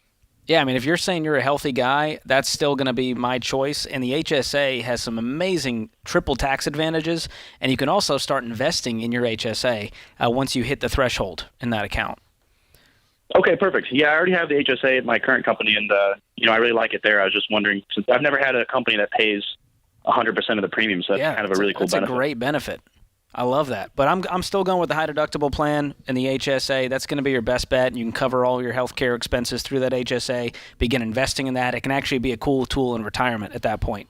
So that's what I'm going with, man. Congrats. It's awesome. Love it. Appreciate the call, John. You're on your way. Let's go to JT, who joins us in Houston, Texas. JT, how can we help? Well, Ken, George, very nice to hear from y'all, and really appreciate what all y'all do. Thank you, sir. How can we help? Well, sir, I am starting to look at starting a family with my wife, and the car buying industry right now in Texas has just been absolutely hot. 5-year-old Explorers are going for the same as MSRP when they were selling brand new, and new cars right now have $10,000 to $20,000 on top of them. If I'm looking for a paid in cash baby hauler, what exactly am I looking for? What do you recommend? All right. Well, JT, you said you're looking to start a family. So that means is your wife pregnant, or are we just getting excited about the trying process? Birth control's coming out next week. Okay. Okay. That's enough information for us. Yeah. We didn't need any more than that, but that does help us. So we don't need a baby hauler right now. What's the urgency? I'm the nerd of the relationship. She's the free spirit. Okay, what are your two? I'm assuming you guys have two cars. Is that true? Yes, sir. Okay, what are you driving? I have a 2020 Volkswagen Passat that I just paid off yesterday. Hey, congratulations. Awesome. How about that? All right, what is she driving? She has a 2001 F-150. All right. Here's the great news about both of those cars. All right, if you have one baby, and it is possible to have twins and triplets, I don't want to freak you out, but it's possible. All right, but if it's just one, out here a little bit. I know, dude. Relax. Take a deep breath. Get a brown paper bag, JT, and keep it close by. Here's the thing, man. It's a good chance it's just going to be one, and both of those cars fit one car seat. All right, I know you can look at me and listen to me and go, Ken's no baby expert, and you'd be right, but I do have 3 kids, and they were all babies, and I know that one car seat will fit in both of those cars. Here's the point I'm making. We've got time. We got some time. We need to relax. You don't need a baby hauler. In fact, you already have 2 baby haulers. You don't have 8 kids. You don't need to go buy an Astro van. I mean, I think there's more behind this. Are you nervous about having a kid? Of course he is. Everybody. That would be an understatement. But I think that's yes. really the underlying problem. It's not really a financial question. It's not, do I need a car now? He's just going, oh gosh, how is life going to be different once I have a kid? What does this mean for us? Yeah. And I think those are fair questions to ask. But take a deep breath. It's going to be okay. Do you have any debt right now, JT? You told me you just paid off the car. Anything else? Only thing we have, well, actually, that's a story in and of itself. We sold my wife's 2019 RAV4 for $2,000 more than we bought it 2 years ago, and then used the $10,000 in positive equity to pay off my car. Great. And a good portion of credit card debt. So all that's left is about $12,000 in credit card debt, and we're done, which is going to be in the next 3 to 4 months. Fantastic. Okay, so that's, I think, what's going to give you the peace is we're going to pay off all of our credit card debt. Then we can have a fully funded emergency fund and start saving up for a car if necessary. I truly don't think you need one in the next few years. I think unless you have multiple kids, I mean, a baby fits in a Passat. I never thought I'd have to say that on air, but it's true. Yeah. Now, JT, I don't want you to faint with this, but if you have twins, you can still put 2 kids and 2 car seats in a Passat and an F-150 if it's got the extended cab. So you'll be okay until you actually feel the pinch where you go, oh, this car's too tight. We can't get it's just too much. And over that, by then, you're going to be able to save up and pay cash for a bigger car. If you need the minivan, if you need the baby hauler, as you called it, you'll be able to do that with cash. I would not worry about the car market. Just buy the car that you can afford in cash. JT, what got you to this point of being close to being debt-free is going to keep you out of debt. It's going to allow you to save up for any car that you need. I promise. And now let me just speak practically to this. If for some reason, you're thinking, well, my Passat or her F-150 isn't going to do it. I'm in the car market right now for my wife, number one, and number two, for a teenager who's about to be driving. I'm looking at cars all the time.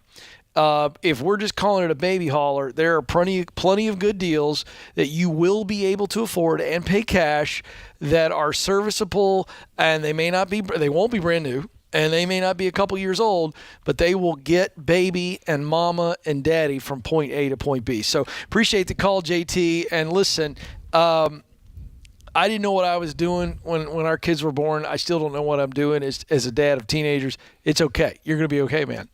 You're a good dude. You're responsible, and it's going to be all right. Yeah. And if you need car buying advice, I mean, if you're looking at SUVs and minivans later on, Toyota and Honda are solid vehicles. I understand what a Honda is. What was that other brand? Toyota. Okay, they always make fun of me. I say Toyota instead of Toyota. Whatever you said, America was going, I've never heard of that car brand, George, and we trust you. America's got bigger problems, Ken, than how I pronounce Toyota. All right? No, it's not a problem. I just needed to clarify it. You did good. Hang in there, George. It's all good, man. We'll get there. You're the man. Hey, don't move. More of your calls coming right up. This is The Ramsey Show.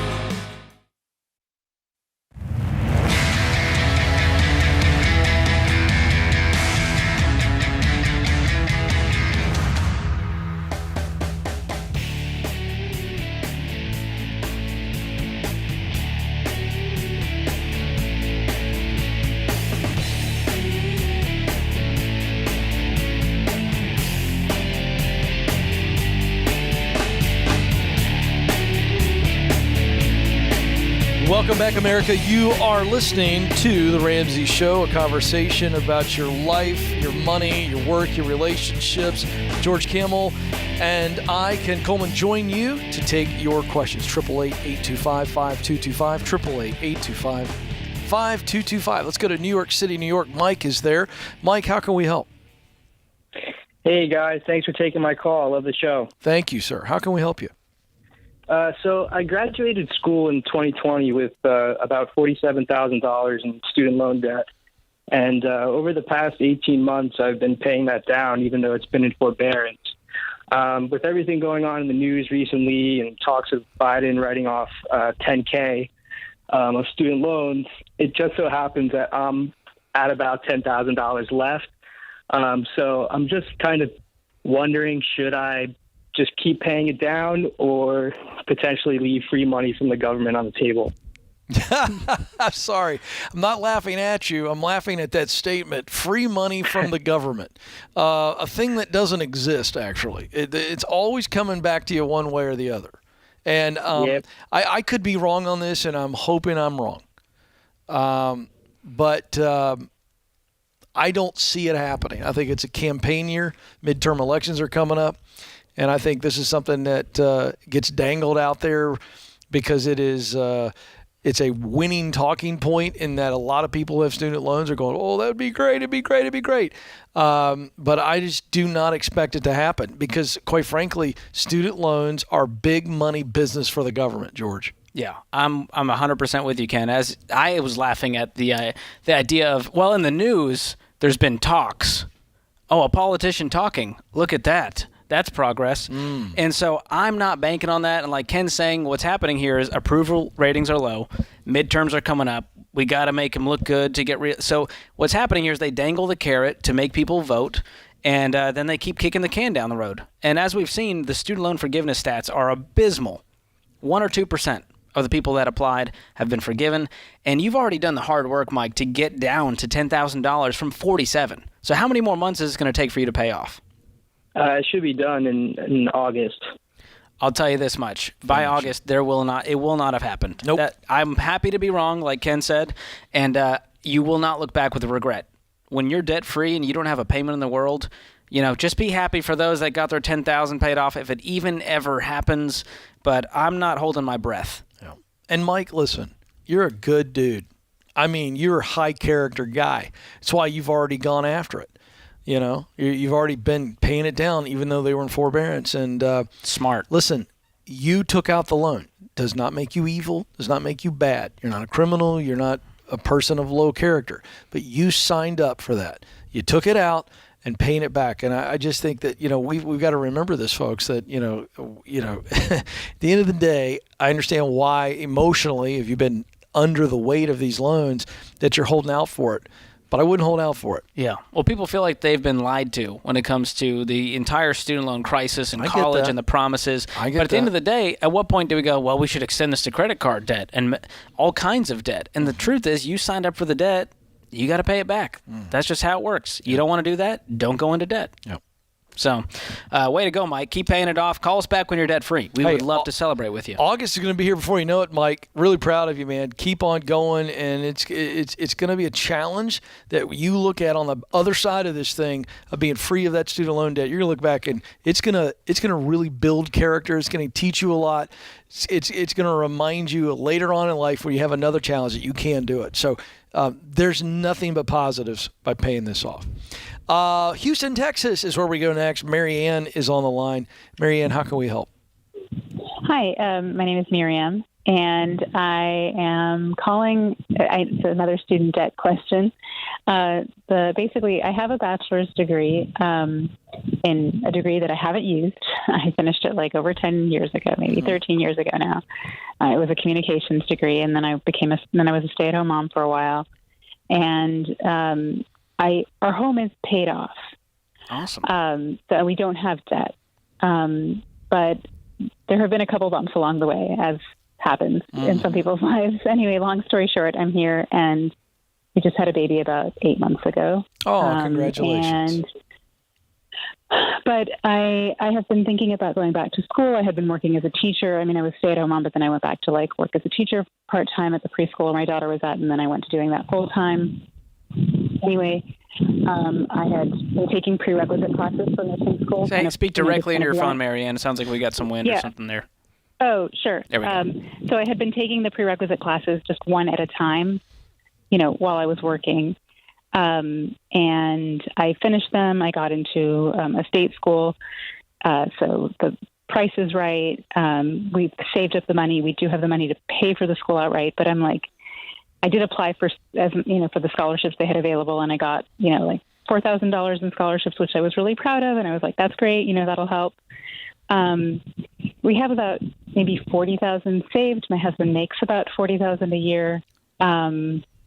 And there is they do have this unsubsidized, or they have a subsidized loan. It's just $5,500. Hey, Marianne, let me ask you a question. What are you getting a degree in? I didn't catch that. Why are we going back to school? I'm getting a degree in nursing. I'm getting, it's an accelerated 15-month program for nursing school. Okay. That way, I just wanted to be able to increase my income from being, a preschool teacher. And I know I probably could do other things, but do you want to be a nurse, or is this just let me ask it differently. Do you want to be a nurse because you are a caregiver and you love the idea of that interaction, or do you want to be a nurse because benefits are great and the money's much better than a preschool teacher? I'd say it's a combination of both. For a long time, after I had my first kid, and even a little bit before that, I was really interested in holistic and kind of healing and preventative medicine and that kind of care. So as far as being a caregiver, I have that part down. And so then, how much money would you have to? I'm sorry to interrupt. How much money are you going to have to borrow to pay for this nursing degree? Because you don't have the cash. We do have the cash in our savings. So why are you considering a student loan if you have the cash to pay for it? Yeah, that's where I'm confused. I love that voice. Sorry. Well, I just thought maybe it would be free money, which you guys are the wrong people to talk to. What is free money? I'm so confused. Since when is a student loan free money? Well, because there's no interest being charged on it while I'm in school, and the interest only accrues until 6 months after. So I figured Hold on. You just told me you have a paid-for house. Did you guys get out of debt at some point? Sorry. Yeah, I do have a paid-for house. Okay, never mind. I'll hang up. I'm embarrassed. No, I'm not trying to embarrass you. I'm trying to show you. I'm trying to show you the logic of you guys work so hard to get out of debt so that you don't have payments anymore. And so I don't want you to move backwards. When you guys have sacrificed, you're a sharp couple, you have a great income. Let's just pay cash for this and be done with it. That's the reason you saved up $40,000, not for it to sit there, but for it to be put to use. Yeah, Marion, don't be embarrassed. I can't tell you how many people in my life would tell me something like that. Oh, it's free money because of the interest. But the reality is the minute you get out of nursing school, the interest starts accruing, and now you've got this debt that you're working to pay off. And you said you wanted to make more money. So if you want to make more money, then go ahead and pay it. Use some of that savings, get it done. It's a 15-month accelerated program. Now you hit the ground running, Marianne, and you're making really good money, and that is going towards replenishing savings, walking these baby steps out, getting back into that. Now you're investing. You've got the money. Don't borrow it. Don't borrow it. It is not a good deal. It's not going to help you out. Yeah, I did not mean to shame Marianne in that call. Well, George, just want to make that very clear. Yeah. Well, George, you can't raise your voice at people. I'm sorry. You know how I get. I'm known for my anger and being loud and aggressive. It's great. No, listen, I think that is something a lot of people tell. I bet you she's had people in her life that have told her that. Hey, it's free money. And, why would you use your own money? Borrow other people's money. OPM. That's how you get wealthy, Ken. Yeah, it's a trap. All right. Hey, good stuff there. Thank you for the call, Marianne. Don't move. More of your calls coming up. This is The Ramsey Show.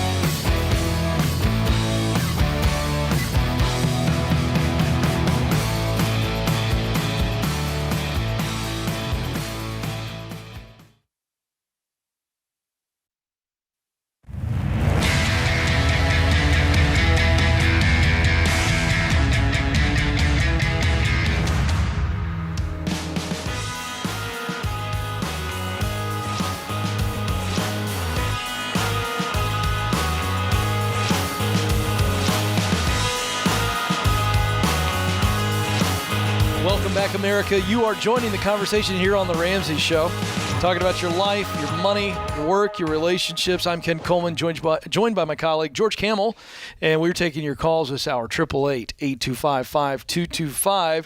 Hey, when we get together as a team here at Ramsey Solutions, we're talking about our mission to change America's toxic culture in the area of money and work and relationships. And it makes us mad to see in that money area so many people trapped by debt, or to watch kids sign away their future for a student loan. for folks who work here, this isn't a job, it's a mission.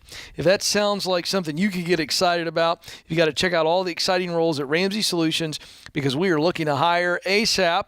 So let's go. We need developers, UX designers, and writers to help us build digital products that actually change people's lives. To see what it's like to do work that matters with us, before you apply, follow us on Instagram and Facebook by searching Ramsey Careers. Apply for your dream job at RamseySolutions.com/careers. That's RamseySolutions.com/careers. All right, Sioux Falls, South Dakota is where we go next. Zachary's there. Zachary, how can we help? How are you guys doing? We are having a blast. What's going on? I have a question about how a Roth IRA works, because I know how Dave says you can invest $6,000 a year for 40 years. That's the max. And he said it like at 12% or something, it grows to like 5.8 million. So I was just wondering like how, I know those are rough numbers, but how exactly does it multiply? Oh, good question. How old are you, Zachary? I'm 29, about to be 30 at the end of July. Okay. And have you been following the baby steps? We're about to start. I'm doing every dollar, trying to work out the kinks with that. I love that app, but it's in the works. Do you have debt right now? We're trying to do it. Yeah, we have debt. We got there's some old debts. There's like one large one that's with a collection agency that threatened to. They got a judgment on us, but nothing has ever happened with that. It's mostly medical bills. There's 2 small credit cards in there they're like both under 1,000. There was like Credit One and Capital One. Okay. Well, I asked just to find out where you guys are at in your financial picture, and I want you to use your income because it's your greatest wealth building tool to become wealthy. Right. And it's hard to do that when you've got payments in your life. And so if you follow our plan, baby step 1, $1,000 starter emergency fund, baby step 2, pay off all of your consumer debt using the debt snowball, then we never touch debt again. Then we focus on the emergency fund, 3 to 6 months of expenses in a savings account. Then we can talk about investing. So I say all that to say we're not quite ready. I love your question. I'm getting to that, but I want you to know where that falls in our plan so you don't jump ahead of yourself. Right. So, yep, I'm very familiar. Okay, good. So the Roth IRA, when we talk about compound interest, which is what you're talking about, that works with any type of investment. So we talk about good growth stock mutual funds inside of your Roth IRA, a Roth 401k, and compound growth is fairly simple. It's when your money makes money. And so if I've got $1,000 in there and I've got a 10%, 11%, 12% return, those are not numbers that we made up out of thin air. That is just tracking the S&P 500, the top 500 companies in the stock market. And that's what the numbers have been over the inception of it back in the 1930s. And so when you look at that and you go, okay, my money can make me 10 to 12% in the market, well, then that 10 to 12% gets compounded every single year because that $1,000 turned into $1,100, and now you get 12% on the $1,100, and that turns into $1,500, which turned to $3,000. So over time, your contribution is a small percentage of the actual number in that account, and so that's what happens over time. Okay. So, like, what happens if someone just puts money into the Roth IRA but does not use mutual funds? Does it grow at all, or? You got to put something in there. You can't just have a shell of an account. You got to actually fund that Roth IRA, fund that 401k with something. And so some people do mutual funds. That's what we recommend. You can do an index fund, which is similar. You could do single stocks, which I don't recommend. But with single stocks, it's going to be a lot more volatile. That's right. If I just invest in Tesla, and if you've seen the news, Tesla's real volatile right now, well, I'm freaking out. I'm losing sleep at night. But when I invest in a mutual fund, well, that one fund has a ton of different companies. And then when you diversify that and you have 4 different types of mutual funds, you're even more diversified, which lowers your risk. And so that's why we tell people to invest in those types of funds. And if you do that, you can become a millionaire. But you got to get out of debt, you got to have the savings, and then we can begin investing that 15% of our income into retirement. Thank you for the call, Zachary. Next, we go to Raleigh, North Carolina. Rob is there. Rob, how can we help? Good afternoon, gentlemen. Happy Friday. Happy Friday to you, sir. What's up? So I have an interesting question for you guys. I am in baby steps 4, 5, and 6 with our family. Great. And I know the position that you all take with respect to leasing vehicles. Mm-hmm. And I'm not going to try to set any new precedent today, but I do have a question on the lease idea when it comes to horses. My wife is really into horses, and so are my kids. When you're in baby step 2, you don't get to enjoy that type of thing, but now we're in 4, 5, and 6. They would like to get a horse or two, and apparently it's become popular in today's time to actually lease a horse, so that basically you have the monthly payments and the upkeep, but you don't have to worry about, well, I guess it depends on your contract, but you don't have to worry about getting rid of it at the end of the day. Okay, hold on a second. All right, hold on. I got to know more because this might shock you. I know nothing about leasing horses. Is this like a boat thing where multiple people are using the same boat, multiple people using the same horse? You get Larry the horse Monday, Wednesday, Friday? I mean, what's the deal? It is not a timeshare. It is you're actually you got it's only you and your family and Larry. Nobody else rides Larry. That's it. So you're just renting a horse, essentially. Wow. Basically, yes. Okay. Well, why would you think we were? I distinguish that. The reason I distinguish that from a vehicle, right, is because with a vehicle, at the end of the day, you can take it to another, dealership, and they might give you cash for it. A horse is much more difficult to get rid of. Yeah, you know Rob, what? This is. Do you know what happens to poor Larry the horse when we get rid of him? It's awful. I don't think you can say that live.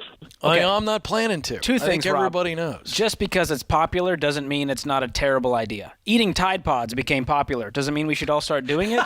No. So leasing a horse is no different. It's a horrible idea. If you can't pay cash for it, you can't afford a horse. How much does it cost to buy a horse? No, I don't think the issue is paying cash for it. I think the issue is once, if you need to up and leave, if you need to move. You can sell the horse. You can't. Okay. I mean, I guess you could. I guess you're assuming that there are willing buyers out there. You're a willing buyer, Rob. Can I remind you that you are willing to buy a horse? Rob thought he got me there in the corner. Do you not think there's other Robs out there who may want a horse? Yeah, who have little girls that want to ride a horse. Now, I wouldn't plan on it being an appreciating asset. Well, you got to look at this thing as a liability. It's an expense. This is a hobby. But if you guys are debt-free and you want to pay cash for a horse and deal with all the maintenance because this is a dream of yours, I'm okay with that. Okay. But do not fall for this horse leasing business. It's just awful.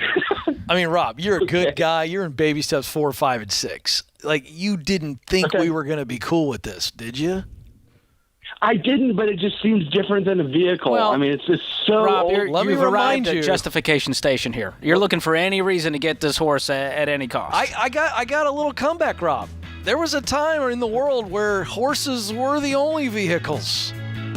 Rob, quit horsing around. Let's pay cash for this thing. There it is, folks. Come on. I was wondering if you were going to say that. I was there. George Campbell for the win, everybody. Here to save the day. James, would it have killed you to pull up a horse sound to take us out? Somebody in the booth's got to be thinking. There's a reason they don't let us use sound effects on this show. Very good. All right. Hey, Rob, baby steps 4, 5, and 6 does not include leasing a horse. This is The Ramsey Show.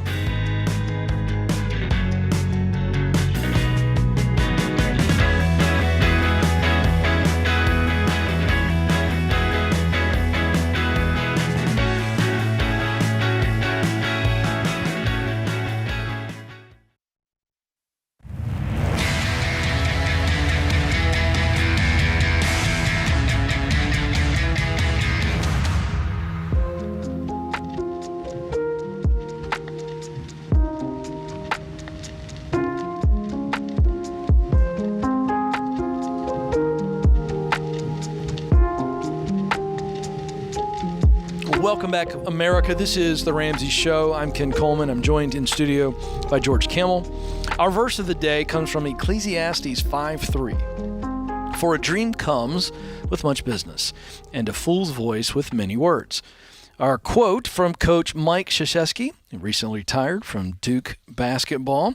My hunger is not for success, it is for excellence, because when you attain excellence, success just naturally follows. And that is true. Fun last call there. Great time Rob with wanting Rob. to know if he should lease a horse. And I missed the buzzer beater line, Ken, when he asked, should I lease a horse? And I should have said, nay. You should not lease a horse. Oh, yes, the dad joke. Sometimes Nay, I say. It's really good. Wow. George, that Never was a dull great. day around here. I'll tell you that much, Ken. Yeah, I will tell you, had you said that real time, I would have been done. You'd have been under the desk, Yeah, belly you would have had to take us a break. That was just so good. Too So many horse fun. puns. Too many. We're having a good time. We are. So glad you're with us. Let's get back to the phones. Philadelphia, Pennsylvania. Kitty is there. Kitty, how can we help? Hi, George and Ken. How are you today? We are having a little too much fun, we're told. I hear it. They're horsing around today. I see that. Hey, there we go. Kitty for the win. Kitty's in on it. So my question for you today is, and thank you for taking my call. Sure. My husband and I just got done FPU about a month ago, and which was a blessing because I had tried to get him to do that for over a year. But he finally caved in and actually enjoyed the class, and now he's like on board with me. Awesome. So my question is, we took a 401k loan out, which we know is a big mistake now.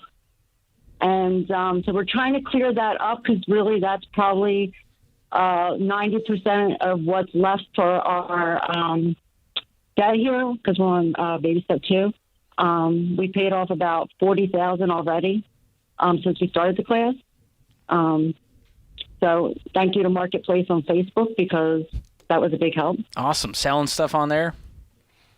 Yes, selling stuff on there and just getting rid of stuff we never use. And it was fun because we're watching numbers go down, but now we're stuck with this 401k loan and not sure what to do. So I made some calls today about getting a loan to pay off the 401k loan. Hold on, Kitty. What are we doing here? You're getting a loan to pay off a loan? Does that not sound backwards to you? It does sound backwards to me. And that's what we were afraid of, is that we just stick with the 401k loan, pay it off in the 5 years that, it's recommended, or get a loan, pay it off now, and pay that loan off within 2 years. Now, we've got to focus on behavior here because right now we're just trying to solve a problem with another problem instead of find the solution, which is work our butts off and pay this thing off with our cash flow, with our savings, and then never touch debt again. The HELOC, is that what you're talking about, getting a HELOC? Yes, I believe that's what it is. A home equity line of credit. Equity. It's the equity in our home. So essentially, you're going to use a credit card to pay off debt to then pay off the credit card debt, leaving us back at square one. See, that's what I don't know because I'm not very good at what equity is in your home. I'm just telling you, a home equity line of credit. You're using your home like a credit card, and you're borrowing against your home. You're putting your home at risk. The HELOC's not going to create cash flow. It's just debt. It's just putting you further into debt. And so you got to save up. We got to pay cash and get this 401k loan paid off. What's the 401k loan? What's on there? How much? It's like $34,500. Okay. And what's your income? $150. Okay, so what's stopping us from using our income plus more Facebook Marketplace selling to get this 401k loan out of our life? Nothing. We just want to make sure I guess it's the 5-year mark that's getting me. We know we're not going to be able to pay it off. That's what I don't understand why you would pay it off. You said earlier that it's 5 years if you just pay it out of the 401k, pay it off there versus 2 years with the other loan. I don't understand that math. You're just moving. I'm thinking. I'm sorry. Go ahead. Well, you're just moving one pile to it's one pile to another pile. It just makes no sense. I'm going to move this pile of rocks to this side of the yard, and you feel like you did something, and nothing's happening here.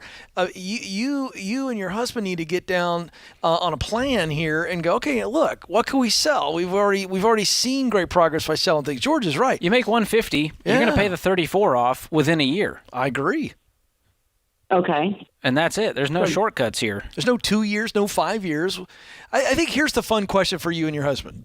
And I mean this. This is date night. What would it take for us to pay off that loan in 1 year? What would it take? What would have to be true? It's a great exercise. You know what I mean? Because even if you can't get to a year, we might find that we can get there in a year and a half. But what would need to be true? That's a fun exercise. I mean, Kitty, that's your homework what's your assignment. take-home pay? $9,000? Our take home, 2, 4, 6, 8, about almost 9. Okay, so you're talking about $3,000 a month would get this thing knocked out. Can you live off of $6,000 a month? I think we absolutely can. This thing's gone in a year, and you'll come celebrate and do your debt-free scream with us.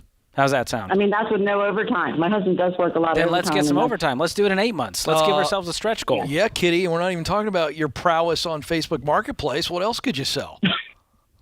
That's what I'm going to do this weekend. Come on, Let's I'm go, going Kitty. through the house. Let's get to work, and let's avoid these shortcut traps like HELOCs and consolidation. You got this. Yeah, thank you for the call, Kitty. Come on.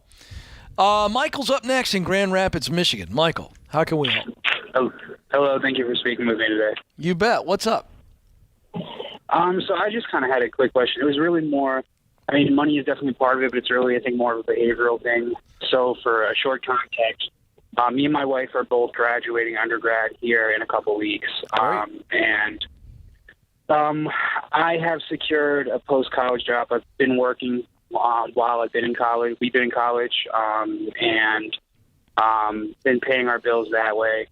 But throughout the whole time that we were in college, I haven't gotten her to be able to work. Also, like, I have been helping her a lot with her schoolwork along with doing my own. And I guess my kind of question is, how can I try to get her, I guess, bring her to the light a little bit and say, like, so everyone has to do something, like to be honest, I'm burnt out. We have 2 children. I've been doing most of the caretaking for them. I've been doing all of my schoolwork, helping her out heavily with hers, working the entire time. I have offers to go to law school next year, and I'm just burnt out. I'm just tired. Sometimes I don't know, how to keep fighting the fight or just accept that she's going to be lazy and just not do anything. Okay. So, number one, we can't answer this in the allotted time that we have. Number two, it's not even a behavior issue with her. This is a marriage issue first and foremost for you two to sit down with a counselor. And I mean, I would do it soon. And you've got to share this in the healthy professional space, because there's something going on here with her. And then you are already to a place of resentment. Yeah, definitely. And listen, resentment will eat you up. It'll eat you alive. So this is what I would call a 5-alarm marriage fire is what this is. And I'm sitting down with a counselor where I can be honest, but we got to dig and see what's going on. I will tell you this, not knowing your wife at all, I'd be willing to guarantee you she's not lazy, she's lost.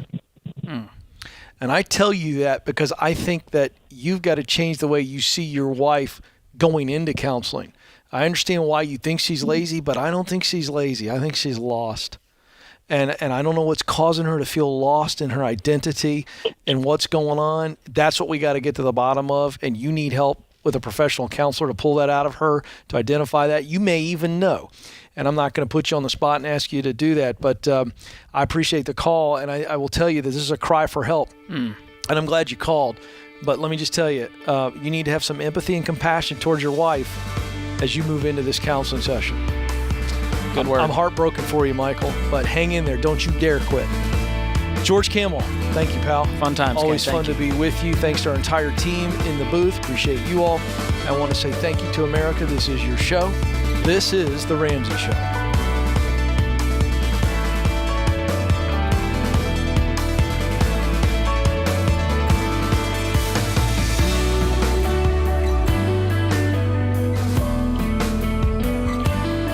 Do you love a good Dave rant?